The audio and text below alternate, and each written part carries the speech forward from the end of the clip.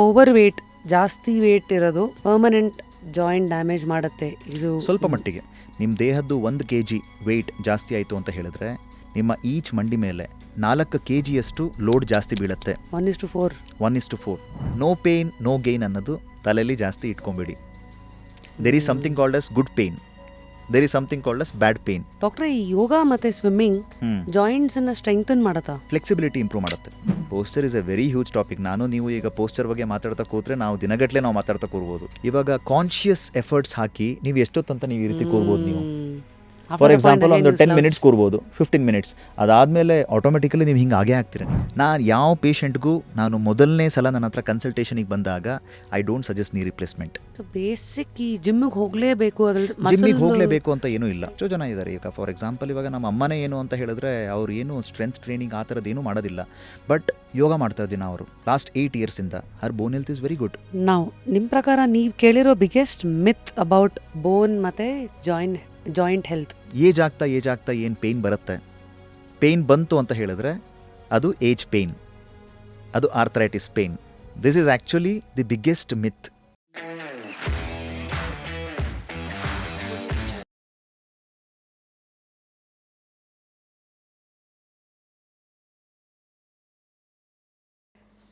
So yes, ಈಗ I have some lifestyle related ಪ್ರಶ್ನೆಗಳು. Overweight, ಜಾಸ್ತಿ weight ಇರೋದು ಪರ್ಮನೆಂಟ್ ಜಾಯಿಂಟ್ ಡ್ಯಾಮೇಜ್ ಮಾಡುತ್ತೆ. ಇದು ಸ್ವಲ್ಪ ಮಟ್ಟಿಗೆ ನಿಜಾನ? ಸ್ವಲ್ಪ ಮಟ್ಟಿಗೆ ಡೆಫಿನೆಟ್ಲಿ. ಈಗ ಅಕಾರ್ಡಿಂಗ್ ಟು ಸ್ಟಡೀಸ್ ಕೂಡ ಏನು ಹೇಳ್ತಾರೆ ಅಂತ ಹೇಳಿದ್ರೆ ನಿಮ್ಮ ದೇಹದ್ದು 1 kg ವೆಯ್ಟ್ ಜಾಸ್ತಿ ಆಯಿತು ಅಂತ ಹೇಳಿದ್ರೆ ನಿಮ್ಮ ಈಚ್ ಮಂಡಿ ಮೇಲೆ 4 ಪಟ್ಟು ಅಂದರೆ 4 kgಯಷ್ಟು ಲೋಡ್ ಜಾಸ್ತಿ ಬೀಳುತ್ತೆ. 1:4. 1:4. ಇವಾಗ ನಿಮ್ಮ ದೇಹದ kg 1 kg ಜಾಸ್ತಿ ಆಯಿತು ಅಂತ ಹೇಳಿದ್ರೆ ಒಂದು ನೀ ಮೇಲೆ 4 kgಯಷ್ಟು ಲೋಡ್ ಜಾಸ್ತಿ ಬೀಳುತ್ತೆ ಅಪ್ರಾಕ್ಸಿಮೇಟ್ಲಿ. ಇದನ್ನು 4 ಅಂತ ಹೇಳಿ ಎಕ್ಸಾಕ್ಟ್ಲಿ ನಾನು ಹೇಳೋದಕ್ಕೆ ಬರೋದಿಲ್ಲ, ಬಟ್ ಅಕಾರ್ಡಿಂಗ್ ಟು ಸ್ಟಡೀಸ್ ಏನು ಅಂತ ಹೇಳಿದ್ರೆ 1 kg ಜಾಸ್ತಿ ಆಯಿತು ಅಂತ ಹೇಳಿದ್ರೆ ನಿಮ್ಮ ದೇಹದ ತೂಕ ಈಚ್ ಮಂಡಿ ಮೇಲೆ 4 kgಯಷ್ಟು ಲೋಡ್ ಜಾಸ್ತಿ ಆಗುತ್ತೆ. ಸೊ ಡೆಫಿನೆಟ್ಲಿ ವೇಟ್ ರಿಡಕ್ಷನ್ ಏನಿದೆ ಅದು ನಿಮ್ಮ ಲೈಫ್ ಸ್ಟೈಲ್ನ ಒಂದು ಇಂಪಾರ್ಟೆಂಟ್ ಪ್ರಮುಖ ಭಾಗ. ಅದು ನಿಮ್ಮ ವೆಯ್ಟ್ ರಿಡಕ್ಷನ್ ಆಗ್ತಿದ್ದಂಗೆ ನಿಮ್ಮ ಮಂಡಿ ಮೇಲೆ ಬೀಳ್ತಿರೋಂಥ ಲೋಡ್ ಆಗಿರಲಿ ಅಥವಾ ನೀವು ಯಾವುದೇ ಜಾಯಿಂಟ್ ತೊಗೊಳ್ಳಿ, ನಿಮ್ಮ ಹಿಪ್ ಜಾಯಿಂಟ್ ಮೇಲಾಗಿರಲಿ, ಆ್ಯಂಕಲ್ ಜಾಯಿಂಟ್ ಮೇಲಾಗಿರಲಿ, ಓವರಾಲ್ ಲೋಡ್ ಕಡಿಮೆ ಆಗೇ ಆಗುತ್ತೆ. ಸೊ ಹಾಗಾಗಿ ಲೈಫ್ ಸ್ಟೈಲ್ ಮಾಡಿಫಿಕೇಷನಲ್ಲಿ in treating these pains first and foremost is weight reduction. ಅದ್ರ ಜೊತೆಗೆ ನಿಮ್ಮ ಡಯಟ್, ಹೈಡ್ರೇಷನ್ ಇದೆಲ್ಲ ಹೆಲ್ಪ್ ಆಗುತ್ತೆ. ನಮ್ಮಲ್ಲಿ ಒಂದು ಮಾತಿದೆಯಲ್ಲ, ಭೂಮಿಗೆ ಸ್ವಲ್ಪ ಕಮ್ಮಿ ಭಾರ ಆಗಿ ಬದುಕಬೇಕಂತ. ಭೂಮಿ ಆಮೇಲೆ ಫಸ್ಟು ನಮ್ಮ ದೇಹಕ್ಕೆ ನಾವು ಕಮ್ಮಿ ಭಾರ ಹಾಕ್ಕೊಂಡ್ರೆ ಆರಾಮಾಗಿ ಡ್ಯಾಮೇಜ್ ಕಂಟ್ರೋಲ್ ಮಾಡ್ಬೋದು ಅಂತ. It's an I opener. ನಾನು ಏನಕ್ಕೆ ಕಂಡುಬಿಡ್ತಾ ಇದ್ದೀನಿ ಅಂದರೆ ಅಟ್ಲೀಸ್ಟ್ ನಾನು ಎಷ್ಟು ಓವರ್ ವೇಟ್ ಇದ್ದೀನಿ ಇಂಟು 4 ಮಾಡ್ಕೊಂಡು I am just thinking I think you all should do that. ಇಲ್ಲ, it's like a wake up call. ಅಷ್ಟೆಲ್ಲ ಆ್ಯಕ್ಚುಲಿ ಅಂದರೆ ಮೈಕ್ರೋ ಲೆವೆಲ್ಗೆ ನಾವು ಇಳಿದ್ಬಿಟ್ರೆ ಮತ್ತೆ ಏನು ಕೆಲಸನೂ ಮಾಡೋದಕ್ಕಾಗೋದಿಲ್ಲ. ಸೊ ನಾನೇನು ಹೇಳ್ತೀನಿ ಅಂತ ಹೇಳಿದ್ರೆ ಇದು ಜಸ್ಟ್ ಒಂದು ಸ್ಟ್ಯಾಟಿಸ್ಟಿಕ್ಸ್ ಅಷ್ಟೇ. ಅಂದರೆ ಸ್ಟ್ಯಾಟಿಸ್ಟಿಕ್ಸ್ ಎಕ್ಸಾಕ್ಟ್ಲಿ ಓಕೆ, ಇವಾಗ ನಾಳೆ ನೀವು ನನಗೆ ಏನು 1 kg 4 kg ಎಕ್ಸಾಕ್ಟ್ಲಿ ಹೌದಾ ಅಂತ ಕೇಳಿದ್ರೆ ನಾನು ಅಪ್ರಾಕ್ಸಿಮೇಟ್ಲಿ ಅಂತ ಹೇಳ್ತೀನಿ, ಬಿಟ್ಟರೆ ಅಕಾರ್ಡಿಂಗ್ ಟು ಫ್ಯೂ ಸ್ಟಡೀಸ್ ಇದು ಹೇಳೋವಂಥದ್ದು. ಬಟ್ ಲೋಡ್ ಜಾಸ್ತಿ ಆಗೋದಂತೂ ಖಂಡಿತ ಹೌದು. Why is it 1 to 4 doctor?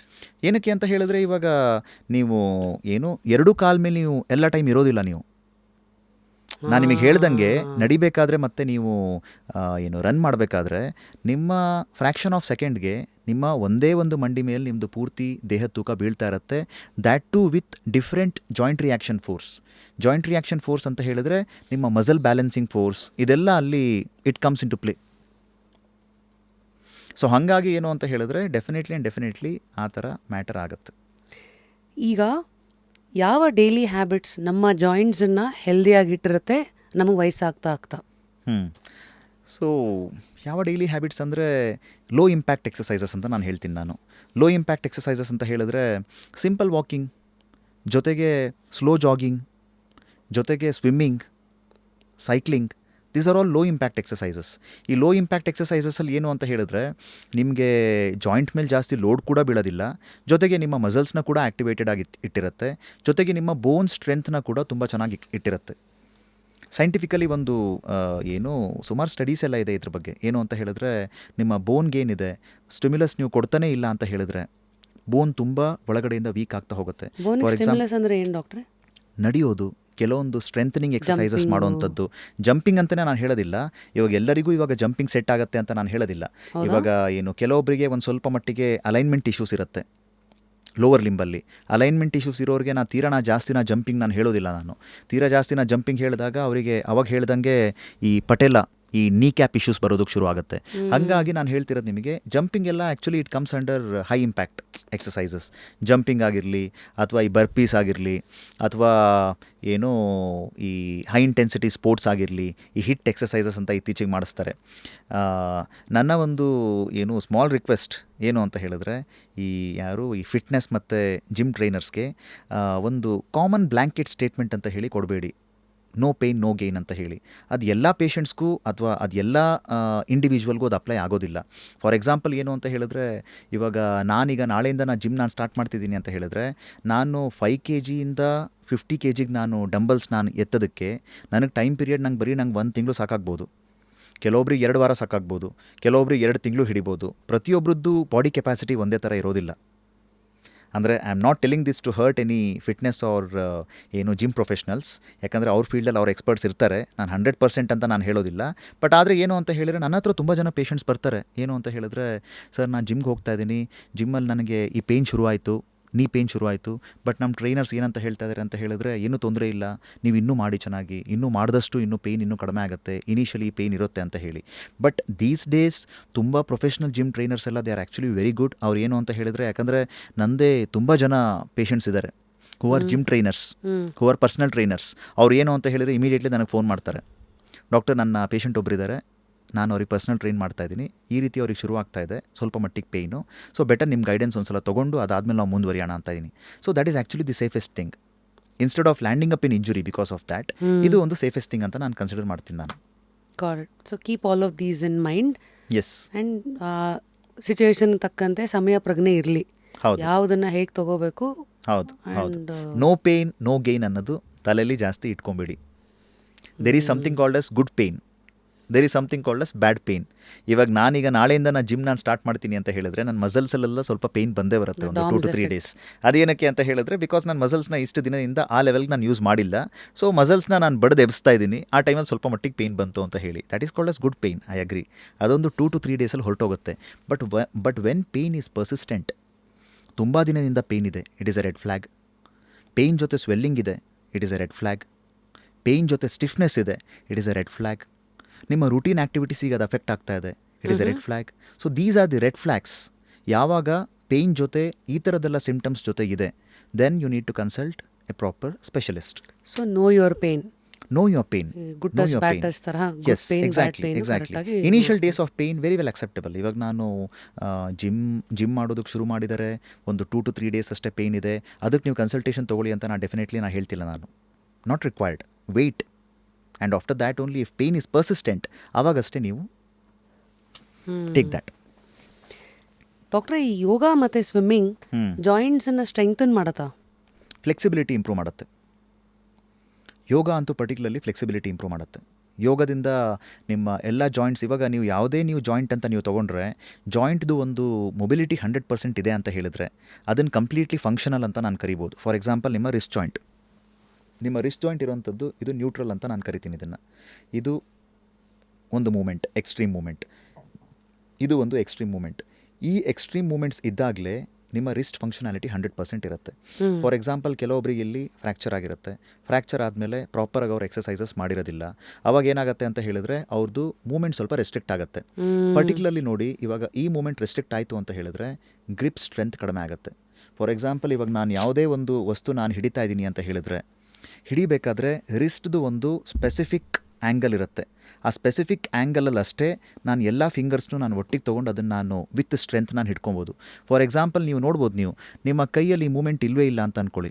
ನೀವು ಹೀಗಿದ್ದಾಗ ಕೈ, ನೀವು ಏನೇ ನೀವು ವಸ್ತು ಹಿಡ್ಕೊಳ್ಳೋದಕ್ಕೆ ಹೋಗಿ ನಿಮಗೆ ಸ್ಟ್ರೆಂತ್ ಬರೋದಿಲ್ಲ, ನಿಮಗೆ ಗ್ರಿಪ್ ಇರೋದಿಲ್ಲ. ನೀವು ಏನಾದರೂ ಒಂದು ಗ್ರಿಪ್ ಮಾಡಬೇಕಂತ ಹೇಳಿದರೆ, your wrist should go into this angle.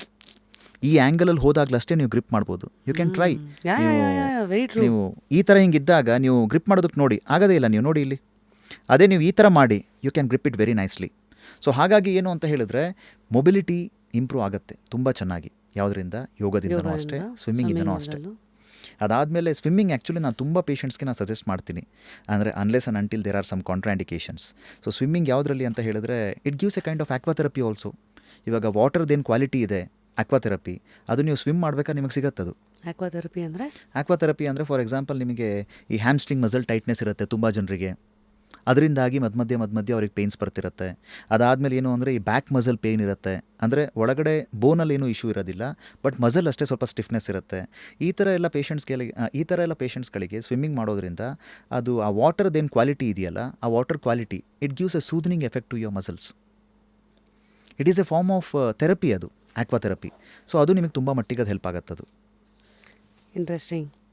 So ಎಷ್ಟು exercise is too much for knees and back? Knees ಎಲ್ಲ ಹೇಳಿದ್ರಿ, how to handle the back? So ಈಗ ನಾನು ಇತ್ತೀಚೆಗೆ ನೋಡಿದ್ದು ಒಂದು ಬೆಳವಣಿಗೆ, ಐ ಆಮ್ 41.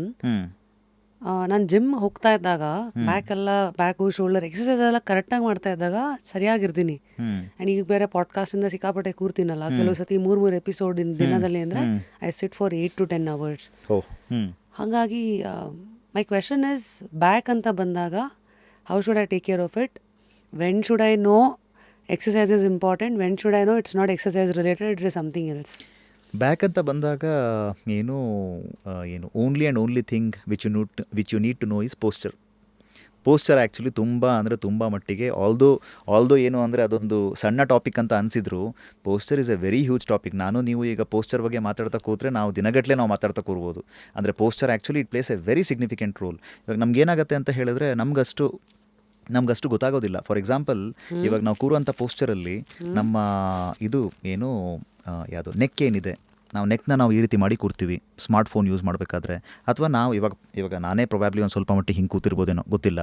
ಬಟ್ ಏನಾಗ್ತಾ ಹೋಗುತ್ತೆ ಅಂತ ಹೇಳಿದ್ರೆ, ನಮ್ಮ ತಲೆ ಏನಿದೆ, ಹೆಡ್ ಏನಿದೆ, ನಮ್ಮ ಶೋಲ್ಡರ್ ಲೆವೆಲಿಂದ ಒಂದು ಸ್ವಲ್ಪ ಮಟ್ಟಿಗೆ ಫಾರ್ವರ್ಡೆಡ್ ಸ್ಲೌಚ್ಡ್ ಪೊಸಿಷನಲ್ಲಿದೆ ಅಂತ ಹೇಳಿದಾಗ, ಈ ಪರ್ಟಿಕ್ಯುಲರ್ ಮಸಲ್ ಏನಿದೆ ಟ್ರೆಪೀಸಿಯಸ್ ಅಂತ ನಾನು ಕರಿತೀನಿ ಇದನ್ನು, ಈ ಟ್ರ್ಯಾಪ್ಸ್ ಏನಿದೆ ಟ್ರೆಪೀಸಿಯಸ್ ಮಸಲ್ ಮೇಲೆ ತುಂಬ ಸ್ಟ್ರೈನ್ ಬೀಳೋದಕ್ಕೆ ಶುರು ಆಗುತ್ತೆ. ಅದ್ರ ಮೇಲೆ ತುಂಬ ಸ್ಟ್ರೈನ್ ಬೀಳ್ತಾ ಏನಾಗುತ್ತೆ ಅಂತ ಹೇಳಿದ್ರೆ, it starts developing a kind of tightness, slight tightness. ಈ ಟೈಟ್ನೆಸ್ ಡೆವಲಪ್ ಆಗಬೇಕಾದ್ರೆ ಯಾರಿಗೂ ಗೊತ್ತಾಗೋದಿಲ್ಲ. ಫಾರ್ ಎಕ್ಸಾಂಪಲ್, ಇವಾಗ ನನಗೂ ಟೈಟ್ನೆಸ್ ಇರ್ಬೋದು ಸ್ವಲ್ಪ ಮಟ್ಟಿಗೆ, ನಿಮಗೂ ಕೂಡ ಟೈಟ್ನೆಸ್ ಇರ್ಬೋದು. ಬಟ್ ಆದರೆ ಏನಾಗುತ್ತೆ ಅಂತ ಹೇಳಿದ್ರೆ, once in a while it break down ಅಂತ ಹೇಳಿದ್ರೆ, ಇವಾಗ ಅದಕ್ಕೂ ಅದರದ್ದೇ ಆದಂಥ ಒಂದು ಕೆಪಾಸಿಟಿ ಇರುತ್ತೆ. ದಿನ ಅದು ಟೈಟ್ ಆಗ್ತಾನೇ ಇದೆ. ಇವಾಗ ಏನಾದರೂ ಒಂದು ಟ್ರಿಗರ್ ಇವೆಂಟ್ ಆದಾಗ, ಫಾರ್ ಎಕ್ಸಾಂಪಲ್ ಇವಾಗ ನನಗೆ ತುಂಬ ಮಟ್ಟಿಗೆ ಟೈಟ್ನೆಸ್ ಇದೆ ತುಂಬ ಟೈಮಿಂದ, ಬಟ್ ನನಗೆ ಗೊತ್ತಿಲ್ಲ ಅದ್ರ ಬಗ್ಗೆ. ಸಡನ್ಲಿ ಇವಾಗ ಆಟೋದಲ್ಲಿ ಹೋಗಬೇಕಾದ್ರೆ ಆಟೋದೊಂದು ಸಡನ್ಲಿ ಒಂದು ಹಂಪ್ ಹಾರಿಸ್ದ, that is a kind of trigger event. ಆ ಟ್ರಿಗರ್ ಇವೆಂಟ್ ಆದಾಗ ಏನಾಗುತ್ತೆ ಅಂತ ಹೇಳಿದ್ರೆ, ಆ ಟೈಟ್ನೆಸ್ ಇರೋಂಥ ಮಸಲಲ್ಲಿ ಸ್ವಲ್ಪ ಮಟ್ಟಿಗೆ ಸ್ವೆಲ್ಲಿಂಗ್ ಕೂಡ ಡೆವಲಪ್ ಆಗಿಬಿಡುತ್ತೆ. ಆ ಸ್ವೆಲ್ಲಿಂಗ್ ಬಂದಾಗ ಇನ್ನೂ ಟೈಟ್ ಆಗುತ್ತೆ. ಅದರಿಂದಾಗಿ patients come to my OPDs with very severe pain. So ಜನಗಳ ಒಂದು ಕಾಮನ್ ಮಿಸ್ಟೇಕ್ ಏನು ಅಂತ ಹೇಳಿದ್ರೆ, ಅವ್ರಿಗೆ ಆ ಪೇಯ್ನ್ ಕಡಿಮೆ ಆದರೆ ಸಾಕಷ್ಟೆ. ಆ ಪೇಯ್ನ್ ಕಡಿಮೆ ಆಗುತ್ತೆ with medicines and with some machine therapies like ultrasound therapy and all. ಅದು ತೊಗೊಂಡಾಗ ಪೇಯ್ನ್ ಕಡಿಮೆ ಆಗುತ್ತೆ ಒಂದು 4 to 5 daysಗೆ. ಮತ್ತು ಪುನಃ ಅದು ಮರ್ತು ಹೋಗ್ತಾರೆ. ಆ ಪೇಯ್ನ್ ನನಗೆ ಏನಕ್ಕೆ ಬಂತು ಅನ್ನೋ ಜಾಸ್ತಿ ಯೋಚನೆ ಮಾಡೋದಿಲ್ಲ. ಅವ್ರ ತಲೆಯಲ್ಲಿ ಏನು ಅಂತ ಹೇಳಿದ್ರೆ, ಓಕೆ ನಾನು ಆಟೋದಲ್ಲಿ ಹೋಗ್ತಿದ್ದೆ, ಆಟೋದೊಂದು ಸಡನ್ಲಿ ಏನೋ ಒಂದು ಹಂಪ್ ಹಾರಿಸ್ತಾ, ಅದರಿಂದಾಗಿ ನನ್ನ ಪೇಯ್ನ್ ಬಂತು ಅಂತ ಹೇಳಿ. ಬಟ್ ಎಲ್ರಿಗೂ ಆ ರೀತಿ ಆಟೋದಲ್ಲಿ ಕೂತಾಗ ಆ ಥರ ಹಂಪ್ ಹಾರಿಸ್ದಾಗ ಪೇಯ್ನ್ ಬರುತ್ತಾ? ಇಲ್ಲ. ಯಾರಿಗಿದು ಒಂದು ಪ್ರೀ ಎಕ್ಸಿಸ್ಟಿಂಗ್ ಸಿನಾರಿಯೋ ಇರುತ್ತೆ, ಸ್ವಲ್ಪ ಮಟ್ಟಿಗೆ ಟೈಟ್ನೆಸ್ ತುಂಬ ಟೈಮಿಂದ ಡೆವಲಪ್ ಆಗ್ತಾ ಇದೆ, ಸೊ ಅದು ಯಾರಿಗೂ ಗೊತ್ತಿರಲ್ಲ, ಅದು ಯಾರಿಗೆ ಆ ಥರ ಇರುತ್ತೆ, ಅವರಲ್ಲಿ ಈ ಥರದ್ದೊಂದು ಟ್ರಿಗರ್ ಇವೆಂಟ್ಸ್ ಬಂದಾಗ ಸಟ್ ಅಂತ ಹೇಳಿ ಪೇಯ್ನ್ ಜಾಸ್ತಿ ಆಗಿಬಿಡುತ್ತೆ. ಯಾಕಂದರೆ ಇವಾಗ ಕೆಲವೊಬ್ರು ಬರ್ತಾರೆ ನನ್ನ ಹತ್ರ, ಸರ್ ನಾನು ಮಲಗ್ತಾನೆ ಇದ್ದೆ ಸರ್, ನನ್ನ ಬೆಡ್ಡಲ್ಲೇ ಮಲಗೋದು, ಬಟ್ ನೆನ್ನೆ ಮಲ್ಕೊಂಡು ಇವತ್ತು ಬೆಳಗ್ಗೆ ಎದ್ದೇಳ್ತಿದ್ದೀನಿ ಸರ್, ಒಂದು ಸ್ವಲ್ಪ ಹಿಡ್ಕೊಂಡ್ಬಿಟ್ಟಿದೆ, ಏನೋ ಸ್ವಲ್ಪ ಬ್ಯಾಡ್ ಪೋಸ್ಚರಲ್ಲಿ ನಾನು ಮಲಗಿರ್ಬೇಕೇನೋ ಅಂತ ಹೇಳಿ. ಎಸ್, ನಾನು ಒಪ್ಕೊತೀನಿ ಬ್ಯಾಡ್ ಪೋಸ್ಚರಲ್ಲಿ ಮಲಗಿರೋದ್ರಿಂದಾಗಿ ನೆಕ್ ಕ್ಯಾಚ್ ಆಗಿದೆ ಅಂತ ಹೇಳಿ, ಬಟ್ ಅದಕ್ಕೆ ಪ್ರೀ ಎಕ್ಸಿಸ್ಟಿಂಗ್ ಸಿನಾರಿಯೋ ಏನಾದರೂ ಇದೆಯೋ ಇಲ್ಲೋ ಅಂತ ಹೇಳಿ, ರೂಟ್ ಕಾಸ್ ಏನು ಅಂತ ಹೇಳಿ ನಾವು ನೋಡಲೇಬೇಕಾಗತ್ತೆ. ರೂಟ್ ಕಾಸ್ ಏನು ಅಂತ ಹೇಳಿದ್ರೆ, ಇವಾಗ ಅವ್ರ ಪೋಸ್ಚರ್ ಸರಿ ಇಲ್ಲ ಅಂತ ಹೇಳಿದ್ರೆ ನೆಕ್ ಬೋನ್ ಅಲೈನ್ಮೆಂಟ್ ಒಂದು ಸ್ವಲ್ಪ ಮಟ್ಟಿಗೆ ಚೇಂಜ್ ಆಗಿರುತ್ತೆ. ಅದರಿಂದಾಗಿ ಈ ಟ್ರೆಪೀಸಿಯಸ್ ಮಸಲ್ ಮೇಲೆ ಸ್ಟ್ರೈನ್ ಬಿದ್ದು ಅದು ಕೂಡ ಸ್ವಲ್ಪ ಅದರದ್ದು ಒಂದು ಆಪ್ಟಿಮಲ್ ಟೈಟ್ನೆಸ್ಸೇ ಸ್ವಲ್ಪ ಮಟ್ಟಿಗೆ ಡೆವಲಪ್ ಆಗಿರುತ್ತೆ. ಸೊ ಹಾಗಾಗಿ ಏನು ಅಂತ ಹೇಳಿದ್ರೆ, I treat all these patients in 2 phases. First phase is coming down the muscle. ಆ ಮಸಲಲ್ಲಿ ಏನು ಸ್ವೆಲ್ಲಿಂಗ್ ಬಂದಿದೆಯಲ್ಲ, ಆ ಟೈಮಲ್ಲಿ ಎಕ್ಸಸೈಸ್ ಬೇಡ, ಏನು ಮಸಾಜ್ ಬೇಡ, ಏನು ಬೇಡ. First phase is coming down the muscle. Second phase is treating the root cause. ಏನು treating the root cause? Correction of posture exercises, correction of muscle tightness exercises, correction of alignment exercises, ಈ ಥರದನ್ನೆಲ್ಲ, ಅಂದರೆ some lifestyle modifications also. So ಇದು phase 1 phase 2 lifestyle modifications ಅಂತ ಹೇಳಿದ್ರೆ, changing your work ergonomics, work ergonomics ಅಂತ ಹೇಳಿದ್ರೆ ಇವಾಗ IT ಪ್ರೊಫೆಷ್ನಲ್ಸ್ಗಾದರೆ either increasing their table height ಅಥವಾ ಡಿಕ್ರೀಸಿಂಗ್ ದೇರ್ ಚೇರ್ ಹೈಟ್, ಅಥವಾ ಇನ್ನೊಂದೇನು ಅಂತ ಹೇಳಿದ್ರೆ ಇವಾಗ ಕಂಟಿನ್ಯೂಸ್ಲಿ ವರ್ಕ್ ಮಾಡ್ತಿರ್ತಾರೆ 8-10 ಅವರ್ಸಿಂದ ಇದೇ ಪೊಸಿಷನಲ್ಲಿ, at least once in an hour or once in 2 hours. ನಾನು ಅವ್ರಿಗೆ ಏನು ಸಜೆಸ್ಟ್ ಮಾಡ್ತೀನಿ ಅಂತ ಹೇಳಿದ್ರೆ, ಒಂದು 1 ಮಿನಿಟ್ ಬ್ರೇಕ್ ತೊಗೊಳ್ಳಿ ಸಾಕು. 1 ಮಿನಿಟ್ ಬ್ರೇಕ್ ತೊಗೊಂಡು ಗೋ near wall corner and start doing wall corner push-up only for 1 minute. ಇದು ಎಲ್ಲಾದರೂ ನೀವು ಮಾಡ್ಬೋದು. ನೀವು ನಿಂತ್ಕೊಂಡು ಮಾಡುವಂಥದ್ದು. ಏನು ಅಂತ ಹೇಳಿದ್ರೆ, ನೀವು ವಾಲ್ ಕಾರ್ನರ್ ಹತ್ರ ಹೋಗ್ತೀರಾ, ವಾಲ್ ಕಾರ್ನರ್ ಹತ್ರ ನೀವು ನಿಂತ್ಕೊಂಡು 2 ಕೈನ ಹಿಂಗೆ ಇಡ್ತೀರಾ ಹಿಂಗೆ, ಅದಾದಮೇಲೆ ನಿಮ್ಮ ಹೋಲ್ ಬಾಡಿನ in the shape of a bow stretch ಮಾಡ್ತೀರಾ ಹೀಗೆ. ಅದು it is a kind of doing Surya Namaskar in standing position. ಅದರಿಂದ ಏನಾಗುತ್ತೆ ಅಂತ ಹೇಳಿದ್ರೆ, ನಿಮ್ದು ಆ ಪೋಸ್ಚರ್ ಇದೆಯಲ್ಲ, ನಿಮ್ಮ ಮಸಲ್ಸ್ಗೆ, ಆ ಸ್ಟ್ರೈನ್ ಆಗ್ತಿರೋಂಥ ಟ್ರ್ಯಾಪ್ಸ್ ಮಸಲ್ಗೆ ತುಂಬ ಮಟ್ಟಿಗೆ ಅಂದರೆ it get some space to breathe.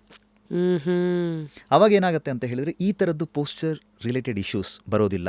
ಯಾಕಂದರೆ ಇವಾಗ ನಂದೇ ನೀವು ಕೇಸ್ ತೊಗೊಂಡ್ರೆ, ನಂದು ಡೈಲಿ ಆಪ್ರೇಷನ್ಸ್ ಇರುತ್ತೆ. ಇವಾಗ ನಾನು ಆಪ್ರೇಷನ್ ಮಾಡೋದು ಎಲ್ಲ ಆಪ್ರೇಷನ್ಗಳನ್ನೂ ನಾನು ಈ ಥರ ಮಾಡೋದಿಲ್ಲ. ಕೆಲವೊಂದು ಆಪ್ರೇಷನ್ಗಳನ್ನ ನಾನು ಈ ಥರ ಕೂಡ ನಾನು ಮಾಡಬೇಕಾಗತ್ತೆ.